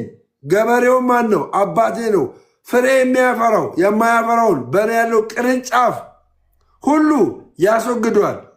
ፍሬ የሚያፈራውን ሁሉ አብዝቶ እንዲያፈራ ያጠረዋል። እናንተ ስለነገርኳችሁ ቃል አሁን ንጹሐን ናችሁ። በእኔ የሚያፈራውም እኔ በእናንተ ቅርንጫፍ በወይን ግንድ ባይኖር ከራሱ ፍሬ ሊያፈራ አይቻለውም። ቅርንጫፍ ይለዋል። ያ ቅርንጫፍ ምን የሚያመጣ ቅርንጫፍ ነው? ቅድስናን የሚያመጣ ቅርንጫፍ ነው። ድንግል ማርያም ደግሞ እዚህ የወይን ግንድ ላይ የተቀመጠች ምንድን ናት? ቅርንጫፍ ናት። ቅርንጫፍ ከሆነች ደግሞ ምን ይላታል መጽሐፍ ቅዱስ? ቅዱስ ይላታል። ኦርቶዶክስ መልስ አላት። ታዲያ ዮሐንስ አልተቀመጠም እዛ ላይ? አዳምጠኝ። ቅዱስ ዮሐንስ እንላለን እኮ። ስማኝ፣ አዳምጠኝ። ቅዱስ ዮሐንስ እኮ እንላለን። ቅዱስ ዮሐንስ እንላለን እኮ አባቤ፣ ቅዱስ ዮሐንስ እንላለን እኮ። ቅዱስ ዮሐንስ እንላለን ትለዋለህ። አሁን ናሳ ቅዱስ ጴጥሮስ፣ አዳምጠኝ። ቅዱስ ጴጥሮስ፣ ቅዱስ ጳውሎስ ገባ እንናገራለን እኮ። ለማርያም ብቻ አይደለም ቅዱስ የምንለው። ለማርያም ብቻ እንኳን ቅዱስ የምንለው ገባ ብራዘር። ለማርያም ብቻ ነው ቅዱስ የምንለው። አይ የምትስቅበት አሳሳቅ አልገባኝም። ለምን እንደምስቅ ለምን መሰለህ? እስካሁን የዮሐንስን ቅዱስነት ሳታምን ቆይተ አሁን አመንክ መጠህ ራስህ ሳታስበው መንፈስ ቅዱስ አናገረ። ቅዱስ ነው አለ። አንተ እኮ እዚህ ጋር ዮሐንስ ቅዱስ ነው የሚል ጽሑፍ አለ ስላልክ እኮ ነው። ሰምተሃል? ዮሐንስ ቅዱስ ነው የሚል ጽሑፍ አለ አልክ እኮ አንተ። ጽሑፍ አለ አልክ እኮ ተሸውደህ መንፈስ ቅዱስ የሚለውን አንተ ዮሐንስ ቅዱስ ነው የሚል ተጽፏል። ለዛ ነው አሁን እኔ ያስተማርኩት። አስተማርከኝ። በጣም ጥሩ። ካስተማርከኝ በኋላ ምን መወሰለ ነገር ቅጥላ ይችን እንጨምራት። አንድ ቃል ነው። እኔ ብዙ አላወራም። አንድ ነው። ምን መሰለ? መንፈስ ቅዱስ ያለበት ሰው ምን ይባላል? ቅዱስ። ተባረክ። ስለዚህ ዮሐንስ ቅዱስ ነው ማለት ነው። እዛ ቦታ ላይ ስለ ዮሐንስ ቅዱስነት ነው የተናገረው። ግን ጸጋ የለውም።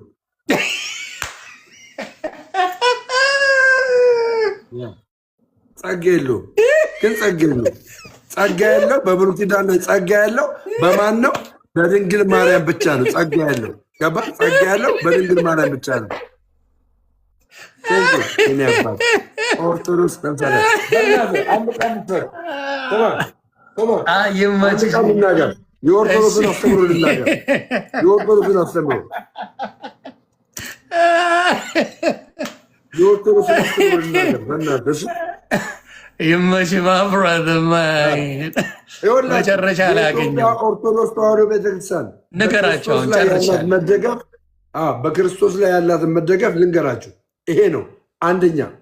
ሰው ሁሉ በበላይ ላሉ ባለስልጣኖች ይገዛ። በበላይ ባሉ ባለስልጣኖች ምን ይበል? ይገዛ። ከእግዚአብሔር ካልተገኘ በቀር ሰምተኛ፣ ከእግዚአብሔር ካልተገኘ በቀር ስልጣን የለምና፣ ስልጣን የለምና። ማንኛውም ቅዱስ አቡነ ተክለ ሃይማኖትም አቡነ ገብረ መንፈስ ቅዱስም ከእግዚአብሔር ባገኙት ስልጣን ነው ይገዙ ብሎ የሚናገረው። ኦኬ፣ ከዛስ መጽሐፍ ቅዱስ ነው እየተናገረ ያለው። ሮሜ ምዕራፍ 13 ነው እየተናገረ ያለው። እሺ፣ ከእግዚአብሔር ካልተገኘ በቀር ስልጣን የለምና ያሉትን ባለስልጣኖች በእግዚአብሔር የተሾሙ ናቸው። ለባለስልጣን አልገዛም ያለ የእግዚአብሔር ትእዛዝ እምቢ ማለቱ ነው። መገዛትን እምቢ የሚሉት በራሳቸው ላይ ቅጣትን ያመጣሉ። ቅጣትን ያመጣሉ። ከዛስ ያመጣሉ አለና ለባለስልጣናት አልገዛም የእግዚአብሔር ትእዛዝ እምቢ ማለት ነው። መገዛት እምቢ የሚሉ ያመጣሉ። ሹሞች ስራው ክፉ ስለሆነ ሰው እንጂ መልካም ለሚሰራ የሚያሳፍር አይደለም። የሹሞቹን እንዳትፈራ ብትፈልግ መልካም አድርግ፣ እነሱ ደግሞ ያመሰግነዋል። አንተ ስራህን ታሳምር ዘንድ እግዚአብሔር መልእክተኞች ናቸውና። አንተ ስራህን ታሳምር ዘንድ የእግዚአብሔር ምንድን ናቸው? መልእክተኞች ናቸውና። አንድ ክርስቲያን ማመኑ ብቻ በቂ አይደለም። ምን ማድረግ አለበት? ስራ መስራት አለበት። ማቴዎስ ወንጌል ምዕራፍ 10 ቁጥር 42 ላይ ያለውን ቃል ላንብብልህ። የማቴዎስ ወንጌል ምዕራፍ 10 ቁጥር 42 ላይ ሰዎች አንዳንድ ጊዜ ግራ የሚጋቡት ነገር ስላለ ማለት ነው። ማቴዎስ ወንጌል ምዕራፍ 10 ቁጥር 42 ላይ እንደዚህ ይላል። እንደዚህ ይላል። እሺ ምን ይላል? እንደዚህ ይላል። ከላይ ጀምሮ አነባዋለሁ። እናንተን የሚቀበል እኔን ይቀበላል፣ እኔንም የሚቀበል የላከኝን ይቀበላል። እናንተን የሚቀበል እኔን ይቀበላል፣ እኔን የሚቀበል ደግሞ የላከኝን ይቀበላል። በነቢያት ስም ደግሞ በነቢይ ስም ነቢይን የሚቀበል የነቢዩን ዋጋ ይቀበላል። በጻድቅም ስም ጻድቅን የሚቀበል የጻድቁን ዋጋ ይቀበላል። ከነዚህ ከታናናሾቹ ለአንዱ በደቀ መዝሙሬ ስም ቀዝቃዛ ጽዋ ውሃ ብቻ የሚያጠጣ እውነት እላችኋለሁ ዋጋው አያጣም ብሎ መጽሐፍ ቅዱስ ይናገራል። አሁን የነገርኩ ነገር ለምንድን ነው? ሰው ካመነ በኋላ ምን ማድረግ እንዳለበት እየተናገረ ነው። መስራት እንዳለበት እየተናገረ ነው። ሲሰራ ደግሞ የነቢዩንም ዋጋ ያገኛል፣ የጻድቁንም ዋጋ ያገኛል እያለ ነው። እሺ ወንድሜ አመሰግናለሁ። ነገ እንገናኝ በተመሳሳይ ሰዓት። ቆንጆ ጊዜ ያሳልፈናል። ይመች። ቆንጆ ጊዜ ያሳልፈናል። በነገራችን ላይ ዛሬ እኔና ዮኒ የመጀመሪያ ያገናኘ ነገር ምንድን ነው? አላፋት ዝማሬ ላይ የተከናወነ አሳፋሪ ሂድበት አንዴ እዚህ ላይ እኔ በርቱ። እግዚአብሔር ይጠብቃችሁ። ኦርቶዶክሳውያን ከጭፈራ ከሚሄዱ አንዳንድ አርቲስቶች ይህ ጭፈራ ቤት ከሚያሳልፉ ወደ ቤተ ክርስቲያን መጥተው በእግዚአብሔር ተቀድሰው እየዘመሩ በጣም በጥሩ ስነ ምግባር በመታየታቸው እኔ ደስተኛ ነኝ። ይህን ነገር የሚቃወም የዲያብሎስ ነገር ያለበት ነው። ስለዚህ ይሄ ነገር አይደለም አንድ ቀን ኤቭሪዴይ ኦርቶዶክስ ብታደርገው ከምንም ነገር የተሻለ ቅድስና አለው ብዬ ያምናለሁ። ስለዚህ ይህን ነገር አበረታታለሁ። ኮምፕሌን አላደርግም። ኮምፕሌን የሚደረገው ጭፈራ ቤት ቢውሉ የማይረባ ነገር ሲያደርጉ ቢውሉ ኖሮ ይህ ኦርቶዶክሶችን ብዬ ቀጠቅጥ ነበር። አልዋሽ። ቅድስና ያለበት ቤት ቤተክርስቲያን ሆነው ስለ እግዚአብሔር መዘመር እኔ ተደስቻለሁ። ጥሩ ጅማሬ ነው። በርቱ፣ ቀጥሉበት የምል እንጂ የምቃወመው ነገር የለም። ስለማንም ዘምሮ አይመለከተኝም። ግን ዋናው ማናው ገና ተብሎ ስለ ኢየሱስ ክርስቶስ ውልደት ነው በደስታ ሲዘመር የነበረው። ዋናው ዓላማው ክርስቶስን ማመስገን ነው። ዋናው ዓላማው ሌላው እንዳለ ሆኖ ዋናው ዓላማው ክርስቶስን ማመስገን ስለሆነ ይሄ ደስ ብሎኛል። እግዚአብሔር ባርካችሁ፣ በዛ ቀጥሉ ነው የምለው። በሌላው እኔና ድሜ ሁሌ እንደዚህ መወያየት እንወዳለን። ለምን ደሜ እንደተመቸኝ የምናገረው ከክፋት የመጣ አጀንዳ የለው። አይቼዋለሁ። ሶሻል ሚዲያ ላይ የቆየው ሰው ነኝ። ሰውን ማንበብ በደንብ እችላለሁ። የክፋት ዓላማ የለው። በክርስቶስ የማይደራደር ወንድሜ ነው። ክርስቶስን የሚያመልክ ወንድሜ ነው። ያለሱ ሌላ መንገድ መዳኛ አለ ብሎ አያምንም። በሱ ነው የሚዳ እኔ ብቻ ሳይሆን ቤተክርስቲያንም ጨምሮ ማለት ያንተን ነው እኔ የማውቀው። እንደዚህ በድፍረት በኮንፊደንስ ሲያወራ የምሰማው አንተን ነው። ደጋግመህ ስታወራ ስለ ኢየሱስ ደስ ብሎ ስታወራ የምሰማው አንተን ነው። የሰማሁትን ነው የምናገረው። ሌሎቹ ሲሉ ጠቅሳለሁ ስል አይጠቅሱ። ሌሎቹ ሲሉ እንዳንተ በደንብ አድርገው ስለ ክርስቶስ ሲሰብኩልኝ እነሱን ደግሞ አመሰግናለሁ። ያንተን ወድጄዋለሁ። ያንተ ብዙ አልቀረም። ለምን እየጠቀስክ ነው? ስለ ኢየሱስ ነው ሽንጥን ገትረ የምትነጋገረው። ስለዚህ ደስ ይለኛል። ይሄን ነገር በርታ። ሌሎቹም እንደዚህ በድፍረት መጠው በኮንፊደንስ መጠው የሚያወሩበት ነገር ሊሆን ይገባል ባይነኝ እና ደስ ነው ያለ። ስለዚህ እንድትበረታ ምንድነው መሰለህ፣ እኔም ይህን ተናግሬ በቃ ጨርሳለሁ። እኔም የቤተክርስቲያን ልጅ ነኝ። ቤተክርስቲያን የምታስተምረውንና ቤተክርስቲያን የምታምነውን ነው እንጂ የማደርገው ቤተክርስቲያን የማታምነውን ነገር አላደርግም። የማታምነውን የስህተት ትምህርት ነው የሚሆነው። ገባ? አሁን እኔ የነገርኩ እንዳለ እውነት የሆነ ቤተክርስቲያን የምታምነውን ነው እኔ የምነግርህ። እውነት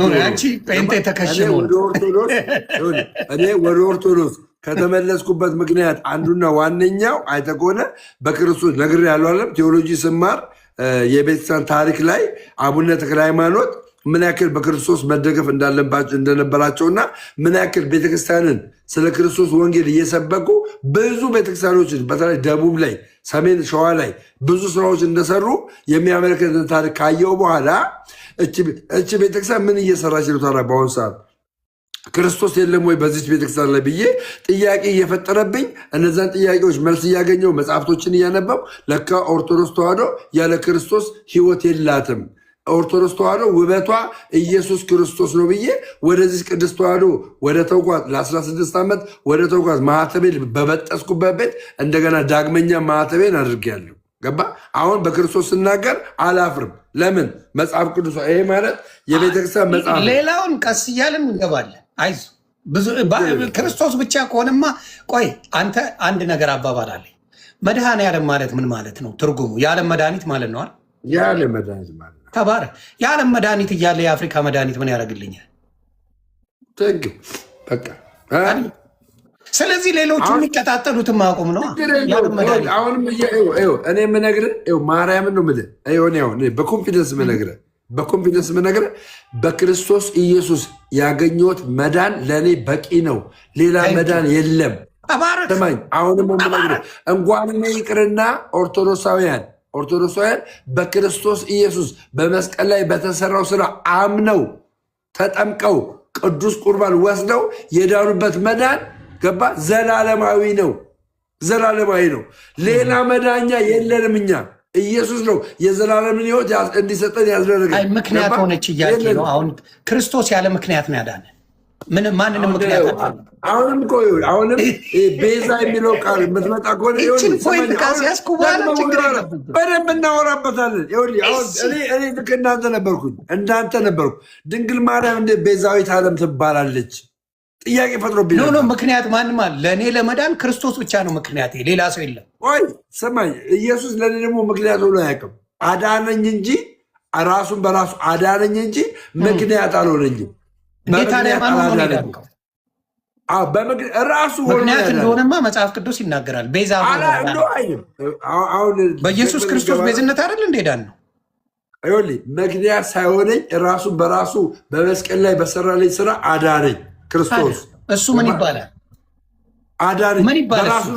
በራሱ ነው ያዳነኝ። በአንተ ቋንቋ ምን ልበለው? ቆይ ደምዬ፣ በአንተ በአራዳ ቋንቋ ምን ልበለው? አዳነኝ ኢየሱስ ክርስቶስ። በምን ምክንያት ወረደ? ምክንያቱ ምንድን ነው? እግዚአብሔር አንድያ ልጁን ለምን ሰጠ? ለምን እንደወረደ መጽሐፍ ቅዱስ ምክንያታችን እሱ ነው። ይኸው ልንገርህ ለምን ወረደ መጽሐፍ ቅዱስ ምን እንደሚል በነገራችን ላይ በደንብ ነው የማስተምርህ። ጎበዝ ልጅ አስተምረኝ። እኔ እኮ እየተማርኩ ነው። ምንም ማውቀው ነገር የለም። ትምህርት ላይ ነኝ። ስማኝ፣ እንደዚህ ይላል እርሱ ስማኝ፣ ለምን እንደወረደ እርሱ በእግዚአብሔር መልክ ሲኖር ሳለ ከእግዚአብሔር ጋር አዳምጠኝ። ፊልጵስዩስ ምዕራፍ 2 ቁጥር 6 ላይ ፊልጵስዩስ ምዕራፍ 2 ቁጥር 6 ላይ እሺ፣ እርሱ በእግዚአብሔር መልክ ሲኖር ሳለ ከእግዚአብሔር ጋር መተካከልን መቀማት እንደሚገባ ነገር አልቆጠረም። አይደለም ነገር ግን የባሪያን መልክ ይዞ እንዴት ትቀዳለህ እንዴ? ነገር ግን ካለ ምክንያት ነው። ነገር ግን የባሪያን መልክ ይዞ የባሪያን መልክ የሰው ልጅ ማለት ነው። አዳምጠኝ፣ ራሱን የመጣው የባሪያን መልክ ይዞ ምሳሌ ሆኖ ራሱን ባዶ አደረገ። ምክንያት ሆኖ ሳይሆን ራሱን ነው ባዶ ያደረገው። በምስሉም እንደ ሰው ተገኝቶ ራሱን አዋረደ። ራሱን አዋረደ ለእኔ ታንኪዩ። ታዲያ ምክንያት ሆነ ለሞትም ስማኝ፣ ለሞትም ይኸውም የመስቀል ሞት እንኳን የታዘዘ ሆነ። በዚህ ምክንያት ደግሞ እግዚአብሔር በዚህ ምክንያት ደግሞ እግዚአብሔር አዳምጥ ብራዘር፣ የሚጠቅመን ወንጌል የሚጠቅመን የኦርቶዶክስ አስተምሮ ነው የምነግርህ። በዚህ ምክንያት ደግሞ እግዚአብሔር ያለ ልክ ከፍ ከፍ አደረገው። ምክንያት ሆኗል ወይስ አልሆነም? እዚህ ጋር አየህ። በዚህ ምክንያት ደግሞ በየትኛው ምክንያት ስማ፣ በዚህ ምክንያት ሲል ማለት ነው ከላይ የመጣው ነገር አለ። ምክንያት ያደረገው ማመሰለ ኢየሱስ ሳይሆን እግዚአብሔር ነው ምክንያትነቱን ያየለት። ማን ያደረገው ምክንያቱን? አባቱ ምክንያት የሰጠው ማንን ነው? አባቱ የሚያደርገውን ነገር አየና ገባ፣ ሽልማት ሰጠው። ምክንያት ስለሆነ ማለት ነው። በዚህ ምክንያት የዓለምን ሕዝብ አዳነ አይልም። በዚህ ምክንያት የዓለምን ሕዝብ አዳነ አይልም። በዚህ ምክንያት የዓለምን ሕዝብ አዳነ አይልም። ምንድን ነው የሚለው መሰለህ? ኧረ አዳምጠኝ። በዚህ ምክንያት ደግሞ እግዚአብሔር ያለ ልክ ከፍ ከፍ አደረገው፣ ከስምም ሁሉ በላይ ያለውን ስም ሰጠው ነው እንጂ የሚለው በዚህ ምክንያት የዓለም ሕዝብ ዳነ አይልም። ኢየሱስ በምክንያት አላዳነኝም። በምክንያት ገባ። ራሱ ወርዶ ነው ገባ። ራሱ ወርዶ ገባ። የሰውን መልክ መስሎ ዝቅ ብሎ ያዳነኝ እንጂ በምክንያት ሆኖ አላዳነኝም። ኢየሱስ ክርስቶስ። ጨርሻለሁ ፓፓ ቴንኪው። ነገ ደግሞ በቤት እንቀጥላለን። እኔ አባት ምን አለ የሚለውን እኔም ላንብበው አይደል? አብረን ብናነብተዋል። በጣም ደስ ብሎኛል። ምን ሆነ መሰለ፣ ፊልጵስዩ ሰዎች ምዕራፍ 2 ላይ ነው ይሄ ያለው። ምን አለ ከቁጥር 5 ጀምሮ እናንብበው። በክርስቶስ ኢየሱስ የነበረ ይህ ሐሳብ በእናንተ ዘንድ ደግሞ ይሁን። በክርስቶስ የነበረው እርሱ በእግዚአብሔር መልክ ሲኖር ሳለ ከእግዚአብሔር ጋር መተካከልን መቀማት እንደሚገባ ነገር አልቆጠረው። ነገር ግን የባሪያን መልክ ይዞ በሰውም ምሳሌ ሆኖ ራሱን ባዶ አደረገ። በምን ምሳሌ ሆኖ? በሰው ልጅ ምሳሌ።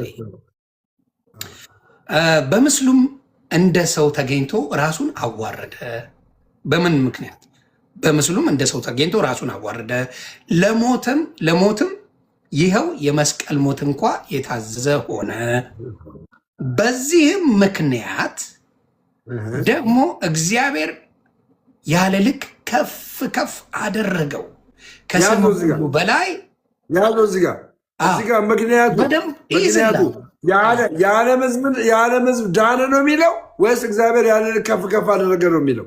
በጣም ቴንኪው። አመጣልሃለሁ። አይዞህ ላምጣው። እሺ ተባረክልኝ። ስለዚህ ምን ሆነ? በዚህ ምክንያት ደግሞ እግዚአብሔር ያለ ልክ ከፍ ከፍ አደረገው፣ ከስምም ሁሉ በላይ ስምንም ሰጠው። ከዛ ይህም በሰማይና በምድር ከምድርም በታች ያሉት ሁሉ በኢየሱስ ስም ይንበረከኩ ዘንድ ምላስም ሁሉ አሁን ሌላ ውስጥ መግባት ሳይጠበቅብህ ምክንያቱ እዚህ ጋር ያለው ምክንያት በዚህ ምክንያት የዓለም ሕዝብ ዳነ ነው የሚለው። በዚህ ምክንያት እግዚአብሔር ያለ ልክ ከፍ ከፍ አደረገ ነው የሚለው። በዚህ ምክንያት ብሮ። ስለዚህ ምን ይላል? ይህም በሰማይና በምድር በታች ላሉት ሁሉ በኢየሱስ ስም ይንበረከኩ ዘንድ መላስም ሁሉ ለእግዚአብሔር አብ ክብር ኢየሱስ ክርስቶስ ጌታ እንደሆነ ይመሰክር ዘንድ ነው። ኢየሱስ ክርስቶስ ጌታ የሆነ ዘንድ ይመሰክር ዘንድ ነው ምክንያቱ። ስለዚህ ወዳጄ ሆይ ሁል ጊዜ እንደታዘዛችሁ በእናንተ ዘንድ በመኖሪ ብቻ ሳይሆን ይልቁኑ አሁን ስርቅ በፍርሃትና ስርቅ ይቀርታል። ይልቁኑ አሁን ስርቅ በፍርሃትና በመንቀጥቀጥ የራሳችሁን መዳን ፈጽሙ። ለምን እዚህ አሁን 12 ላይ ያለው ቃል አንዳንዶች እናንተ ቤተ እምነት ውስጥ ድነት አንድ ጊዜ ተፈጽሟል ይባላል፣ ግን እንዳልተፈጸመ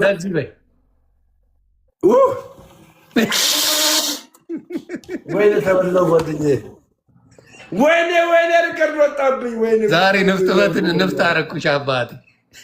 ወይኔ ሪከርድ ወጣብኝ። ወይኔ ሪከርድ ወጣብኝ። ወይኔ ሪከርድ ወጣብኝ። ወይኔ ሪከርድ ወጣብኝ። ወይኔ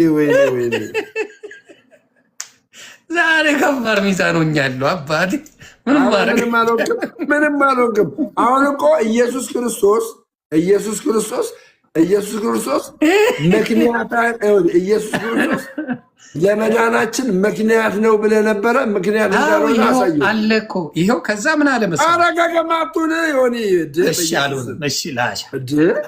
የት አለ የዓለም ምክንያት ዓለም በሱ ምክንያት እንዲድን ሆነ የሚል ጽሑፍ እኮ አላነበብኩም። ዓለም በማን ምክንያት ነው የዳነው ታዲያ? አምጣ የዳነበት ምክንያት። ቆይ አንተ በምትለው ኢየሱስ የዳነበት በዓለም ምክንያት በኢየሱስ ምክንያት ዓለም ዳነ የሚል አምጣ ከመጽሐፍ ቅዱስ። አንቺን ተዝረከረ በእርሱ ቁስል ኢሳያስ።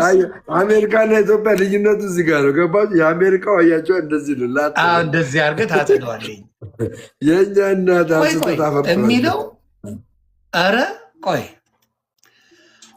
በእርሱ ቁስል እኛ ተፈወስን የሚለውስ በምንድን ነው የምታየው? ማብራት ምን ማለት ነው? ምክንያት ኢየሱስ አሁን ይኸውልህ፣ ምንም አታስቀይስ ወይ ደግሞ አቁም። ይኸውልህ ታመጣልህ በኢየሱስ ምክንያት ዓለም ዳነ የሚል አምጣ።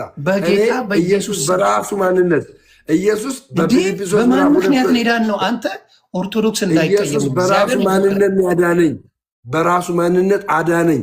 ይሄን በማድረጉ ደግሞ አባቱ ያለ ልክ ከፍ ከፍ አደረገው። ከስምም በላይ የሆነውን ስም ሰጠው። አለቀ ብራዘር። በኢየሱስ ምክንያት አልዳንኩም፣ በራሱ ማንነት ነው የዳንኩት። ኢየሱስ ያዳነኝ ራሱን ይዞ ነው ያዳነኝ። አለማወቅ አንዳንዴ ችግር የለውም እኮ። ምን ይል መሰለህ? ተው ኃጢአት አትግባ።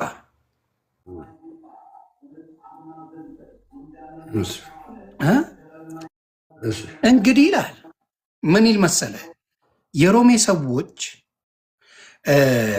ምዕራፍ 5 ከቁጥር 17 ጀምሮ አንብብ። አንተም ተው ኃጢአት አትግባ በኢየሱስ ክርስቶስ ምክንያት በደሙ ከቁጥር 17 ጀምሮ። እንዴ ተው ደሜ፣ ሰው ይታዘባል። ጌታ እንደዚህማ አይሆንም። በአንዱም በደል ሞት በአንዱ በኩል ከነገሰ፣ ይልቁንም የጸጋን ብዛትና የጽድቅን ስጦታ ብዙ የሚቀበሉ በአንዱ በኢየሱስ ክርስቶስ በኩል በሕይወት ይነግሳሉ። እንግዲህ በአንድ ኃይል ምክንያት በአንድ በደል ምክንያት ፍርድ ለኩነኔ ወደ ሰው ሁሉ እንደመጣ እንዲሁ በአንድ ጽድቅ ምክንያት ስጦታው ሕይወት ለማጽደቅ ወደ ሰው ሁሉ መጣ። አትሳሳት ደምዬ፣ እኔ አባት ምንም አልሳሳትም። አሁንም አሁንም አላመጣም። እኔ እንድድን ምክንያት የሆነችው ድንግል ማርያም ነች እንጂ ምክንያት የሆነው ኢየሱስ አይደለም። ንገር ምክንያታዊ ድህናት ብለን የምንለው ማርያምን ለዚህ ነው። አሁንም ኢየሱስ ክርስቶስ እኛን እንዲያድን ምክንያት የሆነችው ቤዛ የምንላት ቅድስት ድንግል ማርያም ናት። ቤዛ ምክንያታዊ ድህናት ከሞን በቃ ብራዘር፣ አሁንማ በቃ ዝም ብሎ መጨቃጨቅ ነው የሚሆንልህ። በቃ መጨቃጨቅ ነው የሚሆንልህ ነው መጨቃጨቅ ነው የሚሆንልህ። ከዚህ ውጭ ምክንያታዊ ዲን ብሎ አያስቀምጥ። ቅድም ላንበው። ለምንድን ነው የተናደድከው? አይደለም ምን አለ መሰለ፣ በአንዱም ይላል በአንዱም በደል ሞት በአንዱ በኩል ከነገሰ ይልቁንም የጸጋው ብዛትና የጽድቅን ስጦታ ብዛት የሚቀበሉ በአንድ በኢየሱስ ክርስቶስ በኩል በሕይወት ይነግሳሉ ይላል። ከዛ ምን ይላል እንግዲህ በአንድ በደል ምክንያት ይላል። በአንድ በደል አዳም ነው የበደለው። በአንድ በደል ምክንያት ነው ምን ይሆን ነው ኃጢአት እንደገባ። ምን ይላል እንግዲህ በአንድ በደል ምክንያት ፍርድ ለኩነኔ ወደ ሰው ሁሉ እንደመጣ፣ በማን በኩል በአዳም እንደመጣ እንዲሁ በአንድ ጽድቅ ምክንያት ስጦታ ሕይወትን ለማጽደቅ ወደ ሰው ሁሉ መጣ አለ። አሁን የመጨረሻና የመጨረሻ ከዚህ በኋላ ይሄ ስለማን ነው የሚያወራው? አዳም እንዲሳሳት አሁን አነበብካ። አዳም እንዲሳሳት ኦርቶዶክስ አይልም እንደሚያትሳሳት ጴንጤ ነው። ጴንጤ ታምናለህ እንዴ? ይሄ በኢየሱስ ስም አውቀዋለሁ። ጴንጤ ነው እኮ ምን ሆነ ነው? ኢትስ ማይ ታይም የሚለው ግባት ነው። ጴንጤ ነው። ጴንጤ ነው። ጴንጤ የሚጽፈውን ታምናለህ? እግዚአብሔር ሆይ ይኸውልህ፣ ኦርቶዶክስ ላስገባልህ ከአንተ ጋር በዚህ ጉዳይ አዳም ያረ በቀኝ በአዳም እንዲሳሳት ምክንያት የሆነችው ሔዋን ናት። ሔዋን አይደለችም። ምን አልኩ መሰለህ?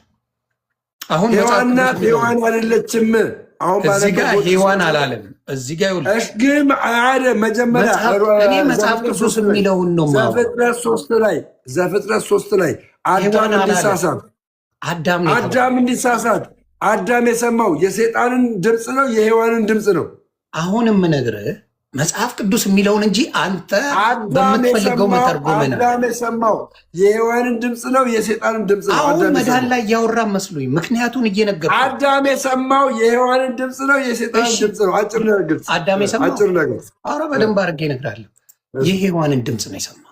ስለዚህ ሰይጣን ሔዋንን ተጠቅሞ አዳምን አሳስቷል። አላሳሳትም? አሳስቷል። ሔዋን ምክንያት አይደለችም። አሳስተዋል። ምክንያት ናት። ቴንኪው። እዚህ ጋር እንግዲህ ምን ብላ ነበሩ? በአንዱም አዳም ምክንያት ኃጢአት ወደ ዓለም ገባ ይላል። አዎ። ከዛ በምን ጽድቅ ሆነ ይላል መልሶ። በአንዱ አዳም ምክንያት ኃጢአት ወደ ዓለም ከገባ፣ ኃጢአት ወደ ዓለም እንዲገባ ሔዋን ምክንያት ከሆነች ድንግል ማርያም በአንዱ በክርስቶስ ሕይወት እንዲገባ ምክንያት ናት። ምክንያት አይደለችም። ተባረክ።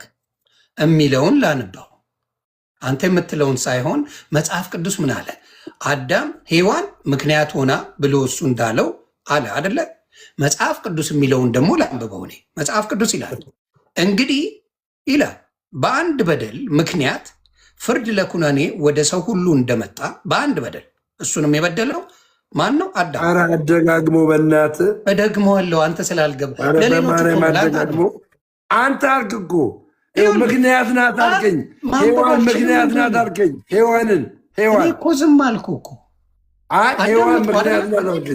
ይኸው መጽሐፍ በደንብ ምክንያት ናት ለመዳናችን። ምክንያት ማርያምን ምክንያት ለምን አላልካትም? ሔዋን ለኃጢአት ምክንያት ከሆነች ማርያምን ለሕይወት ምክንያት ለምን አላልካትም? ተባረክ። የማልልበት ምክንያት ምን መሰለህ? የማልልበት ምክንያት የሆነውን እዚህ ጋር ጻፈልኝ። ምን ብሎ ጻፈልኝ? ጻፍልኝ ትለኛለህ እንዴ? አዎ አንብባ። ልጻፍልህ? ልንገርህ። አንተ ብቻ ነህ እንደ የምታወራው? ላንብብበት እንጂ ሔዋንን ለኃጢአት መግባት ምክንያት ሆነች። ሔዋን ለጽድቅ ወይም ደግሞ ለሕይወት እዚሁ ጋር ባነበብከው ቃል ማለት ነው። ለሕይወት ማርያምን ምክንያት ለምን አላልካትም? ለሕይወት ምክንያት ለምን ኢየሱስን ነው። ለምን ለኃጢአት ምክንያት ሔዋን ነቻ።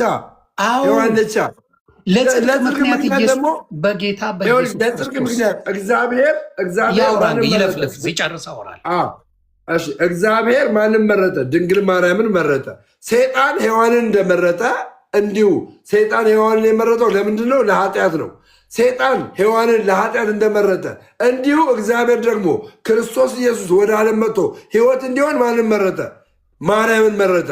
እዚህ ቦታ ላይ አዳም ምክንያት የሆናት ሔዋን እንደሆነች ሁሉ በኮንፊደንስ እንደምትናገር ሁሉ ኢየሱስ ክርስቶስ ወደ ዓለም መጥቶ ሕይወት እንዲሆንን ምክንያት የሆነችው ድንግል ማርያም ናት። ለዚህ ነው ቤዛዊተ ዓለም የምንላት። ፔሬድ ጨርሻለሁ። በቃ ከዚህ በኋላ አላወራም። ጨረሰ። ተባረኩ። እኔ ደግሞ መጽሐፍ ቅዱስ በሚለው ላንብብላችሁ። መጽሐፍ ቅዱስ ምን ይላል? እሱ ምክንያት የሆነችው ኃጢአት ስለሆነ ኃጢአት በአዳምን የነገረችው ሔዋን ናት። ኃጢአት ውስጥ ያስገባችው ሔዋን ስለሆነች አሁን ቅድስት ድንግል ማርያም መምጣቷ ለምናችን ለመዳናችን ምክንያት ናት እያለ ነው። ለመዳናችን ምክንያት ናት። እኔ ደግሞ ለመዳናችን ምክንያት ኢየሱስና ኢየሱስ ብቻ ነው እያልኩ ነው። እንዴት? መጽሐፍ ቅዱሳዊ ቃል ልናገር። መጽሐፍ ቅዱስ ላይ ምን ይላል? እንግዲህ በአንድ በደል ምክንያት ፍርድ ለኩነኔ ወደ ሰው ሁሉ እንደመጣ፣ በአንድ ኩነኔ አዳም ነው፣ ለአዳም ነው ኢየሱስ ክርስቶስ እግዚአብሔር አምላክ የነገረው። አዳም ነው ያጠፋው፣ ያልሰማው አዳም ነው። ስለዚህ ፍርድ ለኩነኔ ወደ ሰው ሁሉ እንደመጣ እንዲሁ በአንድ ጽድቅ ምክንያት፣ ጻድቅ ብሎ ያለው ኢየሱስ ክርስቶስን ነው። በአንድ ጽድቅ ምክንያት ምን አለ? በአንድ ጽድቅ ምክንያት ስጦታው ሕይወትን ለማጽደቅ ወደ ሰው ሁሉ መጣ። ይሄ ነው መጽሐፍ ቅዱስ የሚለው። መጽሐፍ ቅዱስ ጽድቅን ያመጣው በአንድ ልጁ በኢየሱስ ክርስቶስ እንጂ በሌላ በማንም አይደለም። መጽሐፍ ቅዱስ ሲናገር የሐዋርያት ሥራ ምዕራፍ 4 ቁጥር 12 ላይ ብታንም መዳን በሌላ በማንም የለም፣ ለአንደበት ሁሉ የተሰጠ ማን ነው? ኢየሱስ ክርስቶስ። መንገድም ሕይወትም እንዲሁም እውነት እኔ ነኝ፣ በእኔ በቀር ወደ አብ የሚመጣ የለም ብለዋል። እሱ ብቻ ነው። ስለዚህ ምክንያቶች ሌሎች ተሰብስበው እኛም አለንበት የሚሉበት ክርስቶስ የለንም። ክርስቶስ ያዳነው እንጂ ክርስቶስን ምክንያት የሆነው የለም። ክርስቶስ ያዳነው በሙሉ እንጂ ለክርስቶስ ምክንያት ሊመጣለት የሆነ ማንም የለም። ሁሉም እንዲሁ በጸጋው ድናቸዋል ይላል። በሙሉ ኃጢአተኛን ምክንያታዊ አያደርግም የኔ ክርስቶስ። ስለዚህ ምን ይላል? ዓለም ሁሉ ኃጢአትን ሰርተዋልና የእግዚአብሔር ጸጋ ጎሏቸዋል ይላል። የእግዚአብሔር ጸጋ የጎደለው ሕዝብ በሞላበት እሱ ምን እያለ ሄዳል? ምክንያቱ። ስለዚህ ምክንያት ናት። ክርስቶስ የሰራውን ስራ እየሸፈንን አይደለም። ከዚህ በላይ መሸፈን አለ እንዴ? አዳም ኃጢአት ለመስራት ሔዋን ምክንያት ናት ብለህ እንደተናገርከው እንዲሁ ክርስቶስ ኢየሱስ ወደ ዓለም መጥቶ የድንግል ማርያምን ስጋ ተካፍሎ ገባ። ወደ ዓለም መጥቶ የድንግል ማርያምን ስጋ ተካፍሎ ለዓለም ብርሃን እንዲሆን እግዚአብሔር ማንን ምክንያት አድርጎ ተጠቅመዋል? ድንግል ማርያምን ምክንያት አድርጎ ተጠቅመዋል። ለዚህ ነው ጨርስላ በቃ ድንግል ማርያምን ቤዛዊተ ዓለም የምንላት እንደ ክርስቶስ ያለ ቤዛነት አላት እያልን ሳይሆን ምክንያት ስላደረጋት ነው ቤዛዊተ ዓለም የምንላት። እሺ ተባረክልኝ። እኔ አሁን ጨርሻለሁ። ምን ያሁን ቤዛዊተ ዓለም አይደለም መንግስተ ሰማያት አሁን አንተ ቤዛዊተ ዓለም አሁን ቤዛዊተ ዓለም አይደለችም ያልከው ለድንግል ማርያም ካለ ጥላቻ የተነሳ ነው አይደለም? መልስልኝ። ጥላቻ ከሆነ ነገር ከጥላቻ ከሆነ ጥላቻ አይደለም። መጽሐፍ ቅዱስ ካለማወቅ ከሆነ ግን ስማኝ፣ ካለማወቅ ከሆነ ግን እየተማርክ ተምሬ ቤዛ አይደለችም አልኩኝ። ተምሬ በተመራመርኩት በደረስኩበት መጽሐፍ ቅዱሳዊ ቃል ቤዛዊተ ዓለም አይደለችም አልኩኝ። መጽሐፍ ቅዱስ ይሄ ደግሞ ከፍሎ ማመን ነዋ። ለምን መጽሐፍ ቅዱስ እኛ ኦርቶዶክሳውያን ከፍሎ ማመን ነዋ። ከፍሎ ማመን ነው የሚሆንበት። እኔ አሁን ገነት ለመግባት ወይም ደግሞ ገነት ለመግባት ቅድስት ድንግል ማርያም ቤዛዊተ ዓለም አይደለችም አልኩኝ። ይሄ ነገር እወዳታለሁ፣ አከብራታለሁ። ቤዛዬ እኔ የሚያድነኝ ክርስቶስ ነው አልኩና ጨረስኩኝ።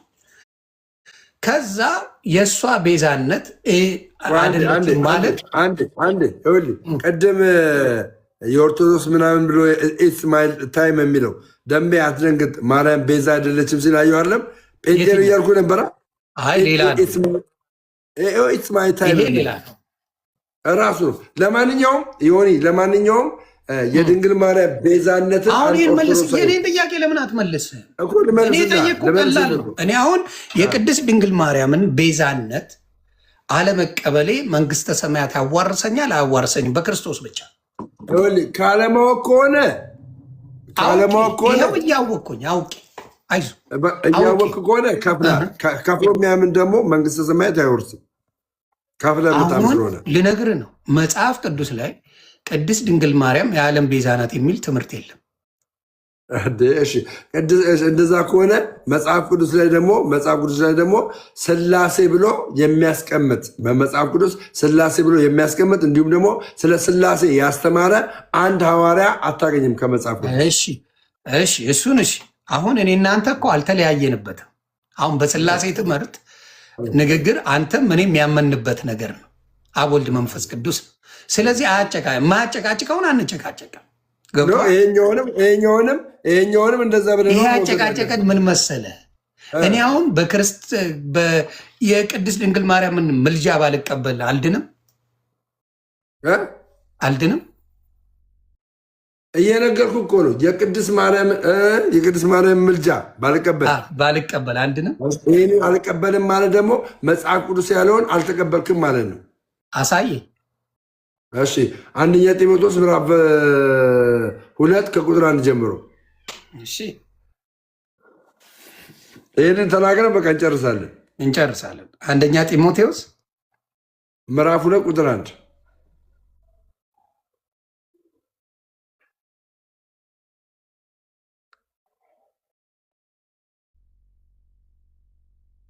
ቁጥራን እንግዲህ እግዚአብሔርን በመምሰልና በጭንቀትም ሁሉ ጸጥና በጭምትነት በምን አልኩት? በጭንቀት ይቅርታ። እንግዲህ እግዚአብሔርን በመምሰልና በጭምትነት ሁሉ ጸጥና ዝግ ብለን እንድንኖር እግዚአብሔርን ነው የሚለው። በመምሰልና በጭምትነት ሁሉ ጸጥና ዝግ ብለን እንድንኖር ልመናና ጸሎት፣ ምልጃም ምስጋናም ስለ ሰዎች ሁሉ፣ ስለ ነገስታትና ስለ መኳንንትም ሁሉ ያዘው ምንን እመክራለሁ። መልጃን ጸሎትን ይላላ። የስ ለማን ይደረግ ይላል?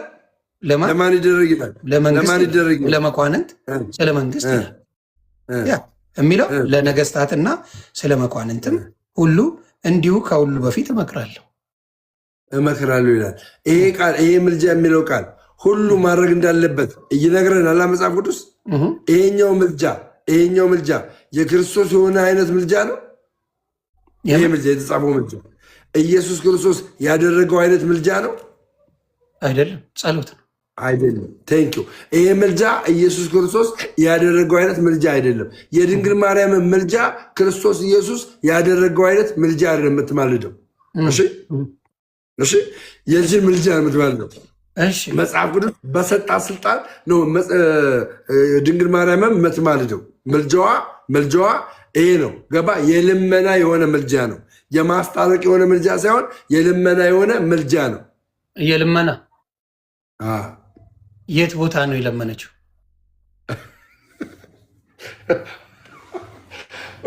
ነገ ነገር አለው ስምቻው ተባለ።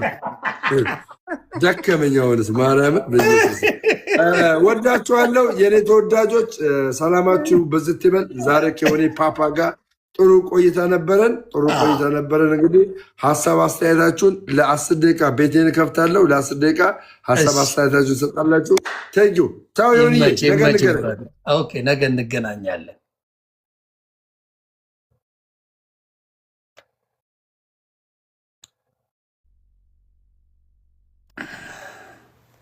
አሁንም የምለው ይሄን ነው። ለእኛ ለማንኛውም የሰው ልጅ የመዳን ምክንያት ኢየሱስ ክርስቶስ ነው። ችግሩ ምንድን ነው? ሰው እየጨመሩ ራሳቸው እየተበሉ ነው። ራሳቸው ባዶ እየገቡ ነው። የሚጨምሩት እነሱ እንደሚመስለኝ ቢዝነስ ነው፣ ያደምቃል። ሌሎችም ተስፋ ይኖራቸዋል እና እንደ ቢዝነስ ስለሚጠቀሙበት እንጂ መስቀል ላይ የታረደ በሚዘገንን ሁኔታ የሞተልን ኢየሱስን ሌሎቹን አብረው ሊያጃልሱ ይፈልጋል። ይሄ ነው ድክመቱ። this is the saddest truth። እሱ ያጸደቃቸውን ሊመጻደቁብን ይፈልጋሉ። ወንጌል የምስራች የተነገረው ስለ ኢየሱስ ክርስቶስ ነው። መዳን በሌላ በማንም የለም ይላል መጽሐፍ ቅዱስ ሲነገር፣ በሌላ በማንም የለም። ስለዚህ መዳን ኢየሱስ ክርስቶስ ነው እያለ የሌላውን ጨማምሮ ማክበር መውደድ አለብን፣ ግዴታችን ነው። እንኳን ወዳጅን ጠላትን ሳትወድ መጽደቅ የለም። ስለዚህ እንዴት አድርገው እንደሚያገናኙት ስታዩ በጣም ታዝናላችሁ። የሮሜ ሰዎች ምክንያቱን ቁጭ አድርጎ ይናገራል። የሮሜ ምዕራፍ 5 ቁጥር 19 ላይ ምን ይል መሰላችሁ? ትልቁ ነገር ምክንያት የሆነው ማን እንደሆነ በቀጥታ ይናገራል። 5:19 ቅድም አንብቤዋለሁ፣ ልድገመው። ምን ይላል? 18 ላይ ይቅርታ። እንግዲህ በአንድ በደል ምክንያት አዳም በበደለው ነው የሁላ ስቃይ የመጣው። በአንድ በደል ምክንያት ፍርድ ለኩነኔ ወደ ሰው ሁሉ እንደመጣ እንዲሁም በአንድ ጽድቅ ምክንያት ብሎ ቁጭ አድርጎታል። በአንድ ጽድቅ ምክንያት ስጦታው ሕይወትን ለማጽደቅ ወደ ሰው ሁሉ መጣ።